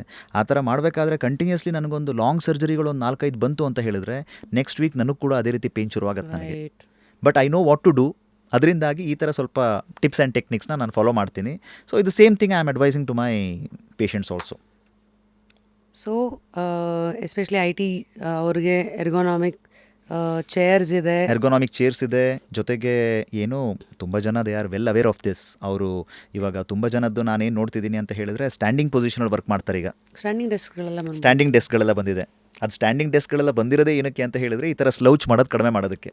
You advise that? I advise that. ಅಂದರೆ unless and until significant knee issues ಇಲ್ಲ ಅಥವಾ ಹಿಪ್ ಇಶ್ಯೂಸ್ ಇಲ್ಲ ಅಂತ ಹೇಳಿದರೆ definitely I advise that. But ಎಲ್ಲ ಕಡೆನೂ ಸ್ಟ್ಯಾಂಡಿಂಗ್ ಚೇರ್ ಇದಿರೋದಿಲ್ಲ. ಸೊ ಹಾಗಾಗಿ ಏನು ಅಂತ ಹೇಳಿದ್ರೆ, ನೀವು ಸಿಟ್ಟಿಂಗ್ ಪೊಸಿಷನಲ್ಲಿ ನೀವು ವರ್ಕ್ ಮಾಡ್ಬೋದು, ಮಾಡಿ. ಬಟ್ ಆದರೆ once in an hour or once in 2 hours taking 1 minute of break is not a big thing. ಎಲ್ರಿಗೂ ನಮಸ್ಕಾರ. Radha by rapid Rashmi. ಇದು ಒಂದು ಎಥ್ನಿಕ್ ಸ್ಟುಡಿಯೋ. ವೆಬ್ಸೈಟಲ್ಲಿ ಇರುವಂಥ ಎಲ್ಲ ಒಂದು ಕಲೆಕ್ಷನ್ಸು ನಾನು ಕ್ಯೂರೇಟ್ ಮಾಡಿರುವಂಥ, it is my style statement. There is something that reflects you. ನಿಮ್ಮ ರಾಧಾ ವೆಬ್ಸೈಟ್ ಲೈವ್ ಆಗಿದೆ, ಖಂಡಿತ ಹೋಗಿ ಎಕ್ಸ್ಪ್ಲೋರ್ ಮಾಡಿ. So after this break, posture related ಏನಾರು ಹೇಳಿ. ಇವಾಗ ಕೂತ್ಕೊಂಡಿದ್ದಾಗ ಈಗ ಇದು ಒಂದು ನಾನು ನಿಮಗೆ ಏನು ಹೇಳ್ತೀನಿ ಅಂತ ಹೇಳಿದ್ರೆ, ಇವಾಗ ಕಾನ್ಷಿಯಸ್ ಎಫರ್ಟ್ಸ್ ಹಾಕಿ ನೀವು ಎಷ್ಟೊತ್ತಂತ ನೀವು ಈ ರೀತಿ ಕೂರ್ಬೋದು. ನೀವು ಫಾರ್ ಎಕ್ಸಾಂಪಲ್ ಒಂದು 10 ಮಿನಿಟ್ಸ್ ಕೂರ್ಬೋದು, 15 ಮಿನಿಟ್ಸ್. ಅದಾದಮೇಲೆ ಆಟೋಮೆಟಿಕಲಿ ನೀವು ಹಿಂಗೆ ಆಗೇ ಆಗ್ತೀರಾ ನೀವು. ಸೊ ಹಾಗಾಗಿ ಏನು ಅಂತ ಹೇಳಿದ್ರೆ, ಈ ಸೂರ್ಯ ನಮಸ್ಕಾರ ಮಾಡೋದ್ರಿಂದ, ಅಥವಾ ಈ ಕೆಲವೊಂದು ಕೋರ್ ಸ್ಟ್ರೆಂಥನಿಂಗ್ ಎಕ್ಸಸೈಸಸ್ ಮಾಡೋದ್ರಿಂದ, ಅಥವಾ ಕೆಲವೊಂದು ನೆಕ್ ಎಕ್ಸ್ಟೆನ್ಷನ್ ಎಕ್ಸಸೈಸಸ್ ಮಾಡೋದ್ರಿಂದ ನಿಮ್ಮ ಸಬ್ ಕಾನ್ಷಿಯಸ್ ಲೆವೆಲಲ್ಲಿ ಈ ಮಸಲ್ದೆಲ್ಲ ಸ್ಟ್ರೆಂತ್ ಜಾಸ್ತಿ ಆಯಿತು ಅಂತ ಹೇಳಿದ್ರೆ, automatically you tend to sit like this. Interesting. ಅಂದರೆ ಸಬ್ ಕಾನ್ಷಿಯಸ್ ಲೆವೆಲಲ್ಲಿ ಕೆಲಸ ಮಾಡ್ತಾ ಇದೆ ಇದು. ಕಾನ್ಷಿಯಸ್ ಎಫರ್ಟ್ಸ್ ಹಾಕುವಂಥ ಅವಶ್ಯಕತೆ ಇಲ್ಲ. ನೀವು ಕೆಲವೊಬ್ಬರು ನೀವು ನೋಡಿರ್ಬೋದು. ನೀವು ಇವಾಗ ಏನು ಅಂತ ಹೇಳಿದ್ರೆ, ಎಲ್ಲೇ ಕೂತರು ದೆ ಸಿಟ್ ಇನ್ ಎ ವೆರಿ ಪಾಯ್ಸ್ಡ್ ವೇ. ಈ ಥರ ಪರ್ಫಾರ್ಮರ್ಸ್ ಎಲ್ಲ ಹೀಗೆ ಕೂತಿರ್ತಾರೆ. ಅವರು ಎಲ್ಲೇ ಹೋಗಲಿ, ನೀವು ಎಲ್ಲೂ ಒಂದು ಸೆಕೆಂಡ್ ಕೂಡ ನಿಮಗೆ ಕಣ್ಣಿಗೆ ಕಾಣೋದಿಲ್ಲ ಅವ್ರು ಈ ಥರ ಎಲ್ಲ ಕೂತಿರೋವಂಥದ್ದು. ಸೊ ಹಾಗಾಗಿ ಏನು ಅಂದರೆ, they know very well about ಈ ಥರ ಏನು ಸ್ಟ್ರೆಂಥನಿಂಗ್ ಎಕ್ಸಸೈಸಸ್ ಬಗ್ಗೆ. ಸೊ ಅದಕ್ಕೋಸ್ಕರ ನಾನು ನಿಮಗೆ ಹೇಳಿದ್ದು, ಈ ಪೋಸ್ಚರ್ ಕರೆಕ್ಷನ್ ಬೆಲ್ಟ್ ಎಲ್ಲ ಬರುತ್ತಲ್ಲ, ಅದೆಲ್ಲ ಏನು ಅಂತ ಹೇಳಿದ್ರೆ ಶಾರ್ಟ್ಕಟ್ಸ್. ಅದು ಆ ಟೈಮಲ್ಲಿ ಸ್ವಲ್ಪ ಮಟ್ಟಿಗೆ ಹೆಲ್ಪ್ ಮಾಡ್ಬೋದು. ಬಟ್ ನಿಮ್ಮ ಇನ್ನರ್ ಸ್ಟ್ರೆಂತ್ ನಿಮ್ಮದು ಚೆನ್ನಾಗಿಲ್ಲ ಅಂತ ಹೇಳಿದ್ರೆ, ಅವಾಗ ಏನಾಗುತ್ತೆ ಅಂತ ಹೇಳಿದ್ರೆ, ಆ ಬೆಲ್ಟ್ ತೆಗಿತಿದ್ದಂಗೆ you tend to slouch like this. So foundational ಲೆವೆಲಲ್ಲೇ ವರ್ಕ್ ಮಾಡಬೇಕು. ಫೌಂಡೇಶನ್ ಲೆವೆಲಲ್ಲಿ ವರ್ಕ್ ಮಾಡಬೇಕು. Yes, definitely. ನಾವು ನಿಮ್ಮ ಪ್ರಕಾರ ನೀವು ಕೇಳಿರೋ ಬಿಗ್ಗೆಸ್ಟ್ ಮಿತ್ ಅಬೌಟ್ ಬೋನ್ ಮತ್ತು ಜಾಯಿಂಟ್ ಹೆಲ್ತ್? ಬೋನ್ ಮತ್ತು ಜಾಯಿಂಟ್ ಹೆಲ್ತ್ ಅಂತ ಹೇಳಿದ್ರೆ, ಏಜ್ ಆಗ್ತಾ ಏನು ಪೇಯ್ನ್ ಬರುತ್ತೆ, ಪೇಯ್ನ್ ಬಂತು ಅಂತ ಹೇಳಿದ್ರೆ ಅದು ಏಜ್ ಪೇಯ್ನ್, ಅದು arthritis pain. This is actually the biggest myth I have heard. ಏನು ಅಂದರೆ, ಒಂದು 50 ಇಯರ್ಸ್ 60 ಇಯರ್ಸ್ ಅವರೊಬ್ಬರು ಪೇಷಂಟ್ ನನ್ನ ಹತ್ರ ಬಂದರು ಅಂತ ಹೇಳಿದ್ರೆ, ಸರ್ ನನಗೆ ಪೇಯ್ನ್ ಶುರುವಾಗಿ ಸುಮಾರು ಒಂದು 4-5 ವರ್ಷ ಆಯಿತು, ಬಟ್ ನಾನೇನು ಮಾಡಿದೆ ಅಂತ ಹೇಳಿದ್ರೆ, ಏನೋ ಏಜ್ ಆಗ್ತಾ ಇದೆ ಹಾಗಾಗಿ ನನಗೆ ಪೇಯ್ನ್ ಬರ್ತಾ ಇದೆ ಅಂತ ಹೇಳಿ ನಾನು ಅದನ್ನು ಇಗ್ನೋರ್ ಮಾಡಿದೆ ಅದನ್ನು. ಬಟ್ ಇವಾಗ ಏನಾಗಿದೆ ಅಂತ ಹೇಳಿದ್ರೆ, ಪೇಯ್ನ್ ತುಂಬ ಜಾಸ್ತಿ ಆಗಿದೆ ಅಂತ ಹೇಳಿ. ಸೊ ಈ ಪೇಯ್ನ್ ಏನಿದೆ, ಇನಿಷಿಯಲ್ ಡೇಸಲ್ಲೇ ಅದನ್ನು ನಾವು ಅಡ್ರೆಸ್ ಮಾಡಿದ್ವಿ ಅಂತ ಹೇಳಿದ್ರೆ, ಎಷ್ಟೋ ಆರ್ಥರೈಟಿಸ್ನ ನಾವು ಅವಾಯ್ಡ್ ಮಾಡ್ಬೋದು. ನಾವು ಹೇಗೆ ಅಡ್ರೆಸ್ ಮಾಡೋದು? ಸೊ ಇವಾಗ ಏನಾಗುತ್ತೆ, ಇವಾಗ ಆರ್ಥರೈಟಿಸ್ ಅಂತಲೇ ನಾವು ತೊಗೊಂಡ್ರೆ ಒಂದು ಟಾಪಿಕ್ನ, ಅರ್ಲಿ ಸಿಮ್ಟಮ್ಸ್ ಆಫ್ ಆರ್ಥರೈಟಿಸ್ ಏನೇನು? ಅರ್ಲಿ ಸಿಮ್ಟಮ್ಸ್ ಆಫ್ ಆರ್ಥರೈಟಿಸ್ ಏನೇನು ಅಂತ ಹೇಳಿದ್ರೆ, ಒಂದು ಪೇಯ್ನು, ಒಂದು ಸ್ಟಿಫ್ನೆಸ್ಸು, ಒಂದು ಡಿಕ್ರೀಸ್ಡ್ ವಾಕಿಂಗ್ ಡಿಸ್ಟೆನ್ಸ್, ಒಂದು ಕ್ರ್ಯಾಕ್ಲಿಂಗ್ ಸೌಂಡ್, ಮಂಡಿಯಲ್ಲಿ ಒಂದು ಸ್ವಲ್ಪ ಮಟ್ಟಿಗೆ ಸೌಂಡ್ ಬರುತ್ತೆ ಕೆಲವೊಬ್ಬರಿಗೆ. ಇದೆಲ್ಲ ಏನು ಅಂತ ಹೇಳಿದ್ರೆ early symptoms of arthritis. But problem ಏನು ಅಂತ ಹೇಳಿದರೆ ಅರ್ಲಿ ಸ್ಟೇಜ್ ಆಫ್ ಆರ್ಥ್ರೈಟಿಸಲ್ಲಿ ಇದೆಲ್ಲ ಸಿಮ್ಟಮ್ಗಳು ನಿಮಗೆ ಡೈಲಿ ಇರೋದಿಲ್ಲ. ನಿಮಗೆ ಎಲ್ಲೋ ಮಧ್ಯೆ ಒಂದು 15 ದಿನ ಬರುತ್ತೆ, 1 ತಿಂಗಳು ಬರುತ್ತೆ, ಅದಾದಮೇಲೆ ಸ್ವಲ್ಪ ಕಡಿಮೆ ಆಗುತ್ತೆ. ಕೂತ್ಕೊಂಡು ಎದ್ದಾಗ ಸಡನ್ನಾಗಿ ಬರುತ್ತೆ. ಹೌದು, ಅದು ಏನಾಗುತ್ತೆ ಅಂತ ಇವಾಗ ನಿಮ್ಗೆ ಡೈಲಿ ಇದೆ ಅಂತ ಹೇಳಿದ್ರೆ ನೀವು ಡೆಫಿನೆಟ್ಲಿ ನೀವು ಡಾಕ್ಟರ್ ಹತ್ರ ಹೋಗ್ತೀರಾ ನೀವು. ಬಟ್ ಇನಿಷಿಯಲ್ ಸ್ಟೇಜಸಲ್ಲಿ ಏನಾಗುತ್ತೆ ಅಂತ ಹೇಳಿದ್ರೆ ತುಂಬ ಎಜುಕೇಟೆಡ್ ಇರೋರು ಓಕೆ ನನಗೆ ಪೇಯ್ನ್ ಬರ್ತಾ ಇದೆ, ಏಜ್ ಆಗ್ತಿರೋದ್ರಿಂದ ಪೇಯ್ನ್ ಅಲ್ಲ ಇದು, ಇದನ್ನು ಅಡ್ರೆಸ್ ಮಾಡಬೇಕು ಅಂತ ಹೇಳಿ ಡಾಕ್ಟರ್ ಹತ್ರ ಹೋಗ್ತಾರೆ. ಬಟ್ ತುಂಬ ಜನ ಮ್ಯಾಕ್ಸಿಮಮ್ ಪಾಪ್ಯುಲೇಷನ್ ಏನು ಅಂತ ಹೇಳಿದ್ರೆ ಓಕೆ ನನಗೊಂದು 55 ಇಯರ್ಸ್ ಆಗಿದೆ, 60 ಇಯರ್ಸ್ ಆಗಿದೆ, ಇದು ಮೋಸ್ಟ್ಲಿ ಏಜ್ ರಿಲೇಟೆಡ್ ಪೇಯ್ನ್, ಏನೂ ಅವಶ್ಯಕತೆ ಇಲ್ಲ, ಹಾಗೆ ಅದನ್ನು ಬೇಡ ತಾನಾಗೆ ಸರಿ ಹೋಗುತ್ತೆ ಅಂತ ಹೇಳಿ ಬಿಟ್ಬಿಡ್ತಾರೆ. ಸೊ ಹಾಗಾಗಿ ಏನು ಅಂತ ಹೇಳಿದ್ರೆ ಏಜ್ ಆ್ಯಂಡ್ ಜಾಯಿಂಟ್ ಪೇಯ್ನ್ ಒಂದೇ ಅಲ್ಲ. ಏಜ್ ಜಾಸ್ತಿ ಆಗ್ತಾ ಆಗ್ತಾ ಆಗ್ತಾ ಏನು ಪೇಯ್ನ್ ಏನು ಬರುತ್ತೆ ಅದು ಏಜ್ ಪೇಯ್ನೇ ಅಂತ ಹೇಳೋದಕ್ಕಾಗೋದಿಲ್ಲ. ಒಳಗಡೆ ಏನಾದರೂ ಒಂದು ಪ್ರೀ ಎಕ್ಸಿಸ್ಟಿಂಗ್ ಕಂಡೀಷನ್ ಇರ್ಬೋದು, ಅದನ್ನು ಅಡ್ರೆಸ್ ಮಾಡಬೇಕು. ಸೊ ಈ ಥರ ಸ್ಟೇಜಲ್ಲಿರೋರು how should they look at ಈ ಅರ್ಲಿ ಸಿಮ್ಟಮ್ಸ್ ಆಫ್ ಆರ್ಥ್ರೈಟಿಸ್? ಇವಾಗ ಫಿಕ್ಸ್ ಮಾಡ್ಬೋದು ಅಂತ ಹೇಳಿದ್ರಲ್ಲ, ಇವೆಲ್ಲ ಎಕ್ಸಸೈಸಿಂದ ಆಗೋದಾ? ಅದು it depends on stage of arthritis. For example ನಿಮಗೆ ನಾನು ಗ್ರಾಸ್ ಆಗಿ ಹೇಳಬೇಕು ಅಂತ ಹೇಳಿದ್ರೆ 4 ಸ್ಟೇಜ್ ಆಫ್ ಆರ್ಥ್ರೈಟಿಸ್ ಇರುತ್ತೆ. ಸ್ಟೇಜ್ 1 ಆಫ್ ಆರ್ಥ್ರೈಟಿಸಲ್ಲಿ ಅಥವಾ ಸ್ಟೇಜ್ 2 ಆಫ್ ಆರ್ಥ್ರೈಟಿಸ್ ಅಂದರೆ very early stage of arthritis. ಈ ವೆರಿ ಅರ್ಲಿ ಸ್ಟೇಜ್ ಆಫ್ ಆರ್ಥ್ರೈಟಿಸಲ್ಲಿ there are multiple modes of treatment. Usually ನಾನು ಪ್ರೋಟೋಕಾಲ್ ನಾನು ಫಾಲೋ ಮಾಡ್ತೀನಿ ಅಂತ ಹೇಳಿದ್ರೆ, ಇವಾಗ ಸ್ಟೇಜ್ 1 ಆಫ್ ಆರ್ಥ್ರೈಟಿಸಲ್ಲಿ ಪೇಷಂಟ್ಸ್ ಬಂದರೆ ಐ ಗಿವ್ ದೆಮ್ ಒಂದು ಕ್ಯಾಲ್ಸಿಯಂ ಸಪ್ಲಿಮೆಂಟ್. ಎರಡನೇದೇನು ಅಂತ ಹೇಳಿದ್ರೆ ನಮ್ಮ ಕಾರ್ಟಿಲೇಜ್ ಅಥವಾ ಕುಷನ್ ಏನಿದೆಯಲ್ಲ that is made up of type 2 collagen protein. ಆ ಟೈಪ್ 2 ಕೊಲಾಜನ್ ಪ್ರೋಟೀನ್ ಸಪ್ಲಿಮೆಂಟ್ಸ್ ಕೊಡ್ತೀನಿ. ಎಷ್ಟು? At least for 3 months of time. ಅದಾದಮೇಲೆ ಇನ್ನೊಂದೇನು ಅಂತ ಹೇಳಿದ್ರೆ ಯೂಶ್ವಲಿ ಈ ಆರ್ಥ್ರೈಟಿಸ್ ಇದ್ದಾಗ ಅಂದರೆ ಅರ್ಲಿ ಸ್ಟೇಜ್ ಆಫ್ ಆರ್ಥ್ರೈಟಿಸ್ ಆದ್ರೂ ಸುತ್ತಮುತ್ತ ಇರೋಂಥ ಮಸಲ್ಸ್ ಎಲ್ಲ ತುಂಬ ವೀಕ್ ಆಗಿರುತ್ತೆ. ಸುತ್ತಮುತ್ತ ಇರೋಂಥ ಮಸಲ್ಸ್ ಎಲ್ಲ ವೀಕ್ ಆಯಿತು ಅಂತ ಹೇಳಿದ್ರೆ ಜಾಯಿಂಟ್ ಮೇಲೆ ಬೀಳ್ತಿರೋಂಥ ಲೋಡು ಇನ್ನೂ ಜಾಸ್ತಿ ಆಗುತ್ತೆ. So it is a vicious cycle. ಇವಾಗ ಆರ್ಥ್ರೈಟಿಸ್ ಆಯಿತು, ಆರ್ಥ್ರೈಟಿಸಿಂದಾಗಿ ಅವ್ರ ಆ್ಯಕ್ಟಿವಿಟಿ ಲೆವೆಲ್ ಡೌನ್ ಆಯಿತು, ಅದರಿಂದಾಗಿ ಮಸಲ್ ವೀಕ್ ಆಯಿತು. ಮಸಲ್ ವೀಕ್ ಆಗ್ತಿದೆ ಅನ್ನೋ ಕಾರಣಕ್ಕೋಸ್ಕರ ಜಾಯಿಂಟ್ ಮೇಲೆ ಇನ್ನೂ ಲೋಡ್ ಜಾಸ್ತಿ ಆಗ್ತಾ ಇದೆ. ಜಾಯಿಂಟ್ ಮೇಲೆ ಲೋಡ್ ಜಾಸ್ತಿ ಆಗ್ತಿದೆ ಅಂತ ಹೇಳಿದಾಗ ಆರ್ಥ್ರೈಟಿಸ್ ಇನ್ನೂ ಜಾಸ್ತಿ ಆಯಿತು. ಈ ಸೈಕಲ್ ಏನಿದೆಯಲ್ಲ, ಈ ಸೈಕಲ್ ಕಂಟಿನ್ಯೂ ಆಗ್ತಾನೆ ಇರುತ್ತೆ. ನಾವು ಆ ಚೈನ್ ಆಫ್ ಸೈಕಲ್ನ ನಾವು ಬ್ರೇಕ್ ಮಾಡಬೇಕು. ಚೈನ್ ಆಫ್ ಸೈಕಲ್ನ ಬ್ರೇಕ್ ಮಾಡೋದು ಒಂದು, ನಾನು ನಿಮಗೆ ಸಪ್ಲಿಮೆಂಟ್ಸ್ ಹೇಳಿದೆ, ಕ್ಯಾಲ್ಶಿಯಂ ಮತ್ತು ಕೊಲಾಜನ್ ಸಪ್ಲಿಮೆಂಟ್. ಅದ್ರ ಜೊತೆಗೆ ಆ ಸುತ್ತಮುತ್ತ ಇರೋಂಥ ಮಸಲ್ಸ್ ವೀಕ್ ಆಗಿರುತ್ತಲ್ಲ, ಅದು strengthening is very very very very important. ಜನಗಳಿಗೆ ಏನಾಗುತ್ತೆ ಅಂತ ಹೇಳಿದ್ರೆ, ಏನೋ ಡಾಕ್ಟರ್ ಎಕ್ಸಸೈಸಸ್ ಹೇಳ್ತಾ ಇದ್ದಾರೆ, ಎಕ್ಸಸೈಸಸ್ಸಿಂದ ಅಂತ ಏನು ಅನುಕೂಲ ಆಗುತ್ತೆ, ಅದಾದಮೇಲೆ ನಾವು ಎಲ್ಲ ಎಕ್ಸಸೈಸಸ್ ನಾವು ಮಾಡ್ತಾ ಇದ್ದೀವಲ್ಲ. ನೋ, ಇವಾಗ ಆಸ್ಟಿಯೋ ಆರ್ಥ್ರೈಟಿಸ್ ನೀ ರಿಹ್ಯಾಬ್ ಪ್ರೋಟೋಕಾಲ್ ಅಂತಲೇ ಇದೆ. ಅದರಲ್ಲಿ ಕೆಲವೊಂದು ಟಾರ್ಗೆಟೆಡ್ ಸ್ಪೆಸಿಫಿಕ್ ಎಕ್ಸಸೈಸಸ್ ಇದೆ to target some muscles.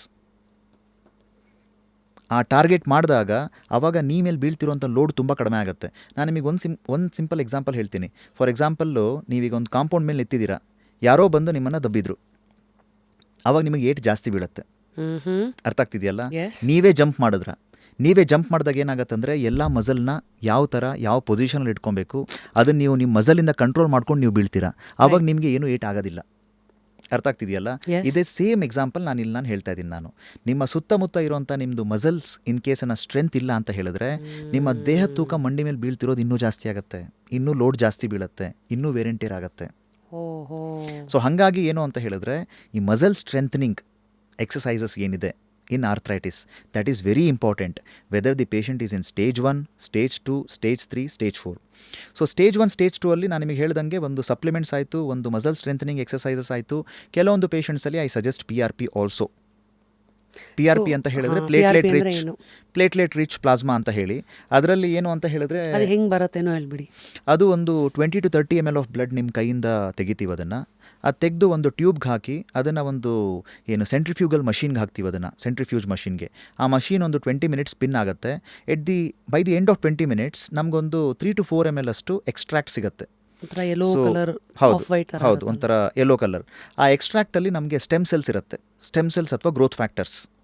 So ನಾವು ಆ PRP ನಾವು ಮಂಡಿಗೆ ಇಂಜೆಕ್ಟ್ ಮಾಡಿದಾಗ ಇನಿಷಿಯಲ್ ಸ್ಟೇಜಸ್ ಆಫ್ ನೀ ಆರ್ಥ್ರೈಟಿಸಲ್ಲಿ ಅವಾಗ ಏನಾಗುತ್ತೆ ಅಂದರೆ, ಒಂದು ಸ್ವಲ್ಪ ಮಟ್ಟಿಗೆ ಏನು ಡ್ಯಾಮೇಜ್ ಏನು ಆಗ್ತಾ ಇದೆಯಲ್ಲ ಅದನ್ನು ಅಲ್ಲೇ ನಾವು ನೆಗೆಟ್ ಮಾಡ್ಬೋದು. ಬಟ್ ಆದರೆ according to literature also, according to my experience also, ಇವಾಗ 10 ಪೇಷಂಟ್ಸು ನನ್ನ ಹತ್ರ ಸ್ಟೇಜ್ 1 ಅಥವಾ ಸ್ಟೇಜ್ 2 ಆರ್ಥ್ರೈಟಿಸ್ ಇರೋರು ಬಂದಿದ್ದಾರೆ ಅಂತ ಹೇಳಿದ್ರೆ, 10 ಜನರಿಗೂ PRP ಕೊಡೋದ್ರಿಂದ ಎಫೆಕ್ಟ್ ಆಗುತ್ತೆ ಅಂತ ಹೇಳೋದಕ್ಕಾಗೋದಿಲ್ಲ. According to literature also, according to my experience also 80% ಅಷ್ಟೇ ಅಂತ ನಾನು ಹೇಳ್ತೀನಿ ವರ್ಕ್ ಆಗೋದು. ಇನ್ನು ಮಿಕ್ಕಿರೋ 20% ಪೇಷಂಟ್ಸಲ್ಲಿ ವರ್ಕ್ ಆಗದೇ ಇರ್ಬೋದು. ಯಾಕಂದರೆ ನಾನು PRP ಕೊಟ್ಟಾಗ it induces a kind of response in your knee joint. ಏನು ಇಂಡ್ಯೂಸ್ ಮಾಡುತ್ತೆ ಡಾಕ್ಟರ್? ಅದು ನಾನು ಮಾಡಿಸ್ಕೊಂಡಿದ್ದೀನಿ. It induces a sort of good inflammation inside your knee joint. ಇನ್ಫ್ಲಮೇಷನ್ಸಲ್ಲಿ 2 ಟೈಪ್ಸ್ ಇರುತ್ತೆ, ಒಂದು ಗುಡ್ ಮತ್ತು bad inflammation. Good inflammation is always good for you. ಇವಾಗ ನಾನು PRP ನಾನು ಕೊಡ್ತಾ ಇದ್ದೀನಿ ಅಂತ ಹೇಳಿದ್ರೆ, PRP ಕೊಡ್ತಿದ್ದಂಗೆ ಬಾಡಿ ಅದಕ್ಕೆ ರಿಯಾಕ್ಟ್ ಮಾಡುತ್ತೆ. ಬಾಡಿ ರಿಯಾಕ್ಟ್ ಮಾಡಿ ಕೆಲವೊಂದು ರಿಪೇರ್ ಸೆಲ್ಸ್ನ ಕಳಿಸತ್ತಿಲ್ಲಿಗೆ, ಎಲ್ಲಿಗೆ? ನಿಮ್ಮ ಮಂಡಿಗೆ. ಅದರಿಂದಾಗಿ ರಿಪೇರ್ ಶುರು ಆಗುತ್ತೆ. ಬಟ್ ಪ್ರತಿಯೊಬ್ಬರು ಬಾಡಿನೂ ಅದೇ ರೀತಿ ರಿಯಾಕ್ಟ್ ಮಾಡುತ್ತಾ? No, we can't tell. ಅದಕ್ಕೆ ನಾನು ಎಲ್ಲ ಪೇಷಂಟ್ಸ್ಗೂ ಏನು ಹೇಳ್ತೀನಿ ಅಂತ ಹೇಳಿದ್ರೆ, ಒಂದು 10 ಪೇಷಂಟ್ಸ್ಗೆ ನಾನು PRP ನಾನು ಕೊಡ್ತಾ ಇದ್ದೀನಿ ಅಂತ ಹೇಳಿದ್ರೆ 80% ಆಫ್ ಪೇಷಂಟ್ಸ್ಗೆ ಬೆನಿಫಿಟ್ ಆಗಬಹುದು. ಇನ್ನು ಮಿಕ್ಕಿರೋ 20% ಆಫ್ ಪೇಷಂಟ್ಸ್ಗೆ ಬೆನಿಫಿಟ್ ಆಗದೇನೆ ಇರಬಹುದು. But then also why do I suggest PRPಯಿಂದ ಏನು ಸೈಡ್ ಎಫೆಕ್ಟ್ಸ್ ಇಲ್ಲ. ಏನಕ್ಕಂದರೆ it is your own product. ನಾನೇನು ಎಕ್ಸ್ಟ್ರಾ ನಾನು ಸಿಂಥೆಟಿಕ್ ಮಟೀರಿಯಲ್ ಏನು ನಾನು ಕೊಡ್ತಿಲ್ಲ ನಾನು. ಸೊ ಹಾಗಾಗಿ ಏನು ಅಂತ ಹೇಳಿದ್ರೆ PRP is safe for you. ಒಂದೇ ಒಂದು ಸೈಡ್ ಎಫೆಕ್ಟ್ ನಾನು PRPಯಿಂದ ನಾನು ಏನು ನೋಡ್ತೀನಿ ಅಂತ ಹೇಳಿದ್ರೆ, PRP ಇಂಜೆಕ್ಷನ್ ಕೊಟ್ಟಾಗ ಕೆಲವೊಬ್ಬರಲ್ಲಿ ವಿಪರೀತ ನೀ ಸ್ವೆಲ್ಲಿಂಗ್ ಡೆವಲಪ್ ಆಗಿಬಿಡುತ್ತೆ. ಅಂದರೆ ಬಾಡಿ ರಿಯಾಕ್ಷನ್ ಅಂತ ನಾನೇನು ಹೇಳಿದ್ನಲ್ಲ, ಬಾಡಿ ಕೆಲವೊಂದು ಟೈಮ್ ಸ್ವಲ್ಪ ಓವರಾಗಿ ರಿಯಾಕ್ಟ್ ಮಾಡಿಬಿಡುತ್ತೆ. ಅದನ್ನು ನಾವು ಸೈನೋವೈಟಿಸ್ ಅಂತ ಹೇಳಿ ಕರಿತೀವಿ. ಸೈನೋವೈಟಿಸ್ ಅಂತ ಹೇಳಿದ್ರೆ ಒಂದು ಮಂಡಿಯ ಒಂದು ಪದರ ಬರುತ್ತೆ, ಸೈನೋವಿಯಮ್ ಅಂತ ಹೇಳಿ. ನಾವು ಅದು PRP ಕೊಡ್ತಿದ್ದಂಗೆ ಕೆಲವೊಂದು ಟೈಮ್ ಬಾಡಿ ಇನ್ ಕೇಸನ್ನು ಹೈಪರ್ ರಿಯಾಕ್ಟ್ ಮಾಡ್ತು ಅಂತ ಹೇಳಿದ್ರೆ, ಆ ಸೈನೋವಿಯಮ್ ಅನ್ನೋ ಪದರ ತುಂಬ ದಪ್ಪ ಆಗಿ ಅದರಿಂದಾಗಿ ತುಂಬ ಪೇಯ್ನ್ ಮತ್ತು ಸ್ವೆಲ್ಲಿಂಗ್ ಡೆವಲಪ್ ಆಗಿಬಿಡುತ್ತೆ. ಆ ಸೈನೋವಿಯಮ್ ಎಲ್ಲಿರುತ್ತೆ ಡಾಕ್ಟರ್? ನಮ್ಮ ಮಂಡಿ ಒಳಗಡೆ ಇರುತ್ತದು. ಸೊ ಅದು ಒಂದು ಸೈಡ್ ಎಫೆಕ್ಟು, ನಾನು ವೆರಿ ರೇರ್ಲಿ ನಾನು ನೋಡುವಂಥದ್ದು. ಬಟ್ ಕೆಲವೊಂದು ಟೈಮ್ ಅದು ಆಗಬಹುದು. ಅದು ಬಿಟ್ಟರೆ ಬೇರೆ ಯಾವುದೇ ರೀತಿಯಾದಂಥ ಸೈಡ್ ಎಫೆಕ್ಟ್ಸ್ PRPಯಿಂದ ನಾನು ನೋಡೋದಕ್ಕೆ ಸಿಗೋದಿಲ್ಲ, unless and until it is well prepared and well injected. Exactly correct ಪಾಯಿಂಟ್ಗೆ ಕರೆಕ್ಟಾಗಿ ಇನ್ ಕೇಸ್ ಏನಾದರೂ ನಾವು ಇಂಜೆಕ್ಷನ್ ನಾವು ಕೊಟ್ಟಿದ್ದೀವಿ ಅಂತ ಹೇಳಿದ್ರೆ we get good results. So what I can tell is 80%. ಇದಕ್ಕೂ ಸ್ಕ್ಯಾನ್ ಮಾಡಿಬಿಟ್ಟೇ ಹಾಕ್ತೀರಾ? ಎಕ್ಸ್ರೇ MRI ಮಾಡ್ತೀರಾ? MRI ಅವಶ್ಯಕತೆ ಇರೋದಿಲ್ಲ. ಇನಿಷಿಯಲ್ ಸ್ಟೇಜಸ್ ಆಫ್ ಆರ್ಥರೈಟಿಸಲ್ಲಿ I don't see any MRI, need of any MRI. ಇವಾಗ ಸ್ಟೇಜ್ 1 ಮತ್ತು ಸ್ಟೇಜ್ 2 ಅಲ್ಲಿ ಅಥವಾ ಸ್ಟೇಜ್ 3 ಅಥವಾ ಸ್ಟೇಜ್ 4 ಆಗಿರಲಿ, ನೀ ಆರ್ಥರೈಟಿಸ್ನ ಫಸ್ಟ್ ಡಯಾಗ್ನೋಸ್ ಮಾಡೋದು screening method is standing X-ray. ನೀವು ನಿಂತ್ಕೊಂಡಾಗ ನಿಮ್ಮ ದೇಹದ ತೂಕ ಮಂಡಿ ಮೇಲೆ ಬಿದ್ದಾಗ ಯಾವ ಥರ ಚೇಂಜಸ್ ಆಗುತ್ತೆ ಅನ್ನೋದು ಎಕ್ಸ್ರೇ ಕ್ಯಾಪ್ಚರ್ ಮಾಡುತ್ತೆ. So x-ray for knee arthritis is always to be taken in standing position. ನೀವು ಮಲ್ಕೊಂಡು ನೀವು ಮಾಡಿದಾಗ ಏನಾಗುತ್ತೆ ಅಂದರೆ ನಿಮ್ಮ ದೇಹ ತೂಕ ಮಂಡಿ ಮೇಲೆ ಬಿದ್ದೇ ಇಲ್ಲ. ನಿಮ್ಮ ದೇಹ ತೂಕ ನಿಮ್ಮದು ಮಂಡಿ ಮೇಲೆ ಬಿದ್ದಾಗ ಮಂಡಿಯಲ್ಲಿ ಯಾವ ಥರ ಚೇಂಜಸ್ ಆಗುತ್ತೆ ಅಂತ ಹೇಳಿ ಅದು ಅವಾಗ ಎಕ್ಸ್ರೇ ಏನು ಕ್ಯಾಪ್ಚರ್ ಮಾಡುತ್ತೆ. That is a very reliable x-ray. Super. So ಇದೆಲ್ಲ ಆಪ್ಷನ್ಸ್ ಇದೆ. Coping mechanism for arthritis before it goes to a level of knee replacement. Yes, knee replacement I would say it is the last resort. ಎಲ್ಲ options ಆಯಿತು, ಎಲ್ಲ ಥರ treatment ಆಯಿತು, ಆದರೂ work ಆಗ್ತಿಲ್ಲ. ನಾನು ಯಾವ ಪೇಷಂಟ್ಗೂ ನಾನು ಮೊದಲನೇ ಸಲ ನನ್ನ ಹತ್ರ ಕನ್ಸಲ್ಟೇಷನಿಗೆ ಬಂದಾಗ ಐ ಡೋಂಟ್ ಸಜೆಸ್ಟ್ ನೀ ರಿಪ್ಲೇಸ್ಮೆಂಟ್. ನೀ ರಿಪ್ಲೇಸ್ಮೆಂಟ್ ನಾನು ಯಾವಾಗ ನಾನು ಸಜೆಸ್ಟ್ ಮಾಡ್ತೀನಿ ಅಂತ ಹೇಳಿದರೆ ಎಲ್ಲ ಮೀನ್ಸ್ ಆಫ್ ಟ್ರೀಟ್ಮೆಂಟ್ ಆಗಿದೆ, ಯಾವ ಸ್ಟೇಜಲ್ಲೇ ಇರಲಿ. ನೀ ರಿಪ್ಲೇಸ್ಮೆಂಟ್ ಯೂಶ್ವಲಿ ಬೇಕಾಗಿರುವಂಥದ್ದು ಸ್ಟೇಜ್ 4 ಅಷ್ಟೇ. ಅರ್ಲಿ ಸ್ಟೇಜಸ್ಸಲ್ಲಿ ನೀ ರಿಪ್ಲೇಸ್ಮೆಂಟ್ ಅವಶ್ಯಕತೆ ಬೀಳೋದಿಲ್ಲ.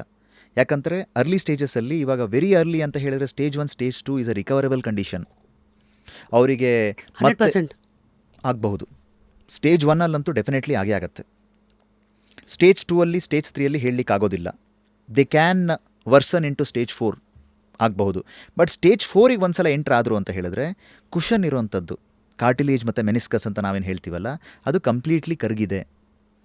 ಎರಡೂ ಮೂಳೆಗಳ ಮಧ್ಯೆ ತಿಕ್ಕಾಟ ಆಗ್ತಾ ಇದೆ, ರಬ್ ಆಗ್ತಾ ಇದೆ ಸಿಗ್ನಿಫಿಕೆಂಟಾಗಿ ಅಂತ ಹೇಳಿ. ಈ ಥರ ಸ್ಟೇಜ್ 4ಗೆ ರೀಚ್ ಆಗಿರೋರಲ್ಲಿ ನಾವು ಪುನಃ ಮತ್ತೆ ಕಾರ್ಟಿಲೇಜ್ ರೀಗ್ರೋ ಆಗುತ್ತೆ ಅಂತ ಹೇಳಿ ಎಕ್ಸ್ಪೆಕ್ಟ್ ಮಾಡೋದಕ್ಕಾಗೋದಿಲ್ಲ. ಇವ್ರಿಗೆ ಇವಾಗ ಟ್ರಾನ್ಸ್ಪ್ಲಾಂಟ್ ಮಾಡ್ಬೋದು ಹಂಗಿದ್ರೆ? Cartilage transplant ಮಾಡೋದಕ್ಕಾಗೋದಿಲ್ಲ.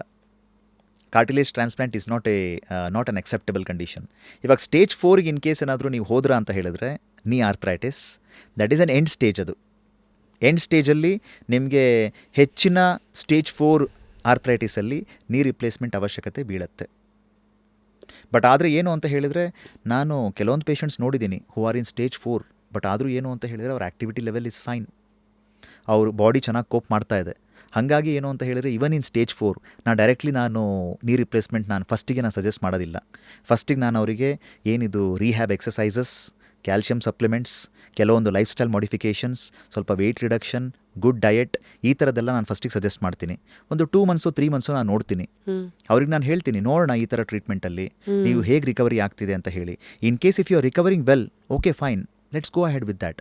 ಇನ್ ಕೇಸ್ ಏನಾದರೂ ಈ ಥರ ಕನ್ಸರ್ವೇಟಿವ್ ಮೆಷರ್ಸಲ್ಲೂ ನೀವು ರಿಕವರಿ ಆಗ್ತಿಲ್ಲ ಅಂತ ಹೇಳಿದ್ರೆ then the end result is knee replacement. ಇದು ಒಂದು ಸಿನಾರಿಯೋ. ಇನ್ನೊಂದು ಸಿನಾರಿಯೋ ಏನಾಗುತ್ತೆ ಅಂತ ಹೇಳಿದ್ರೆ, ಪೇಷಂಟ್ ಸುಮಾರು ಒಂದು 10-15 ಇಯರ್ಸಿಂದ ನೀ ಆರ್ಥರೈಟಿಸ್ ಅಂತ ಹೇಳಿ ಒದ್ದಾಡ್ತಾ ಇದ್ದಾರೆ. ಅವ್ರ ಮಂಡಿಗಳು ಈ ರೀತಿ ಹಿಂಗೆ ಸೊಟ್ಟ ಆಗಿದ್ದಾವೆ, ನಡೆಯೋಕ್ಕೆ ಆಗ್ತಿಲ್ಲ. ಫಸ್ಟಿಗೆ ನನ್ನ ಹತ್ರ ಬಂದಿದ್ದಾರೆ. ಆ ಥರ ಕಂಡೀಷನಲ್ಲಿ ನಾನು ಕನ್ಸರ್ವೇಟಿವ್ ಮ್ಯಾನೇಜ್ಮೆಂಟ್ ನಾನು ಹೇಳೋದಕ್ಕೆ ಬರೋದಿಲ್ಲ.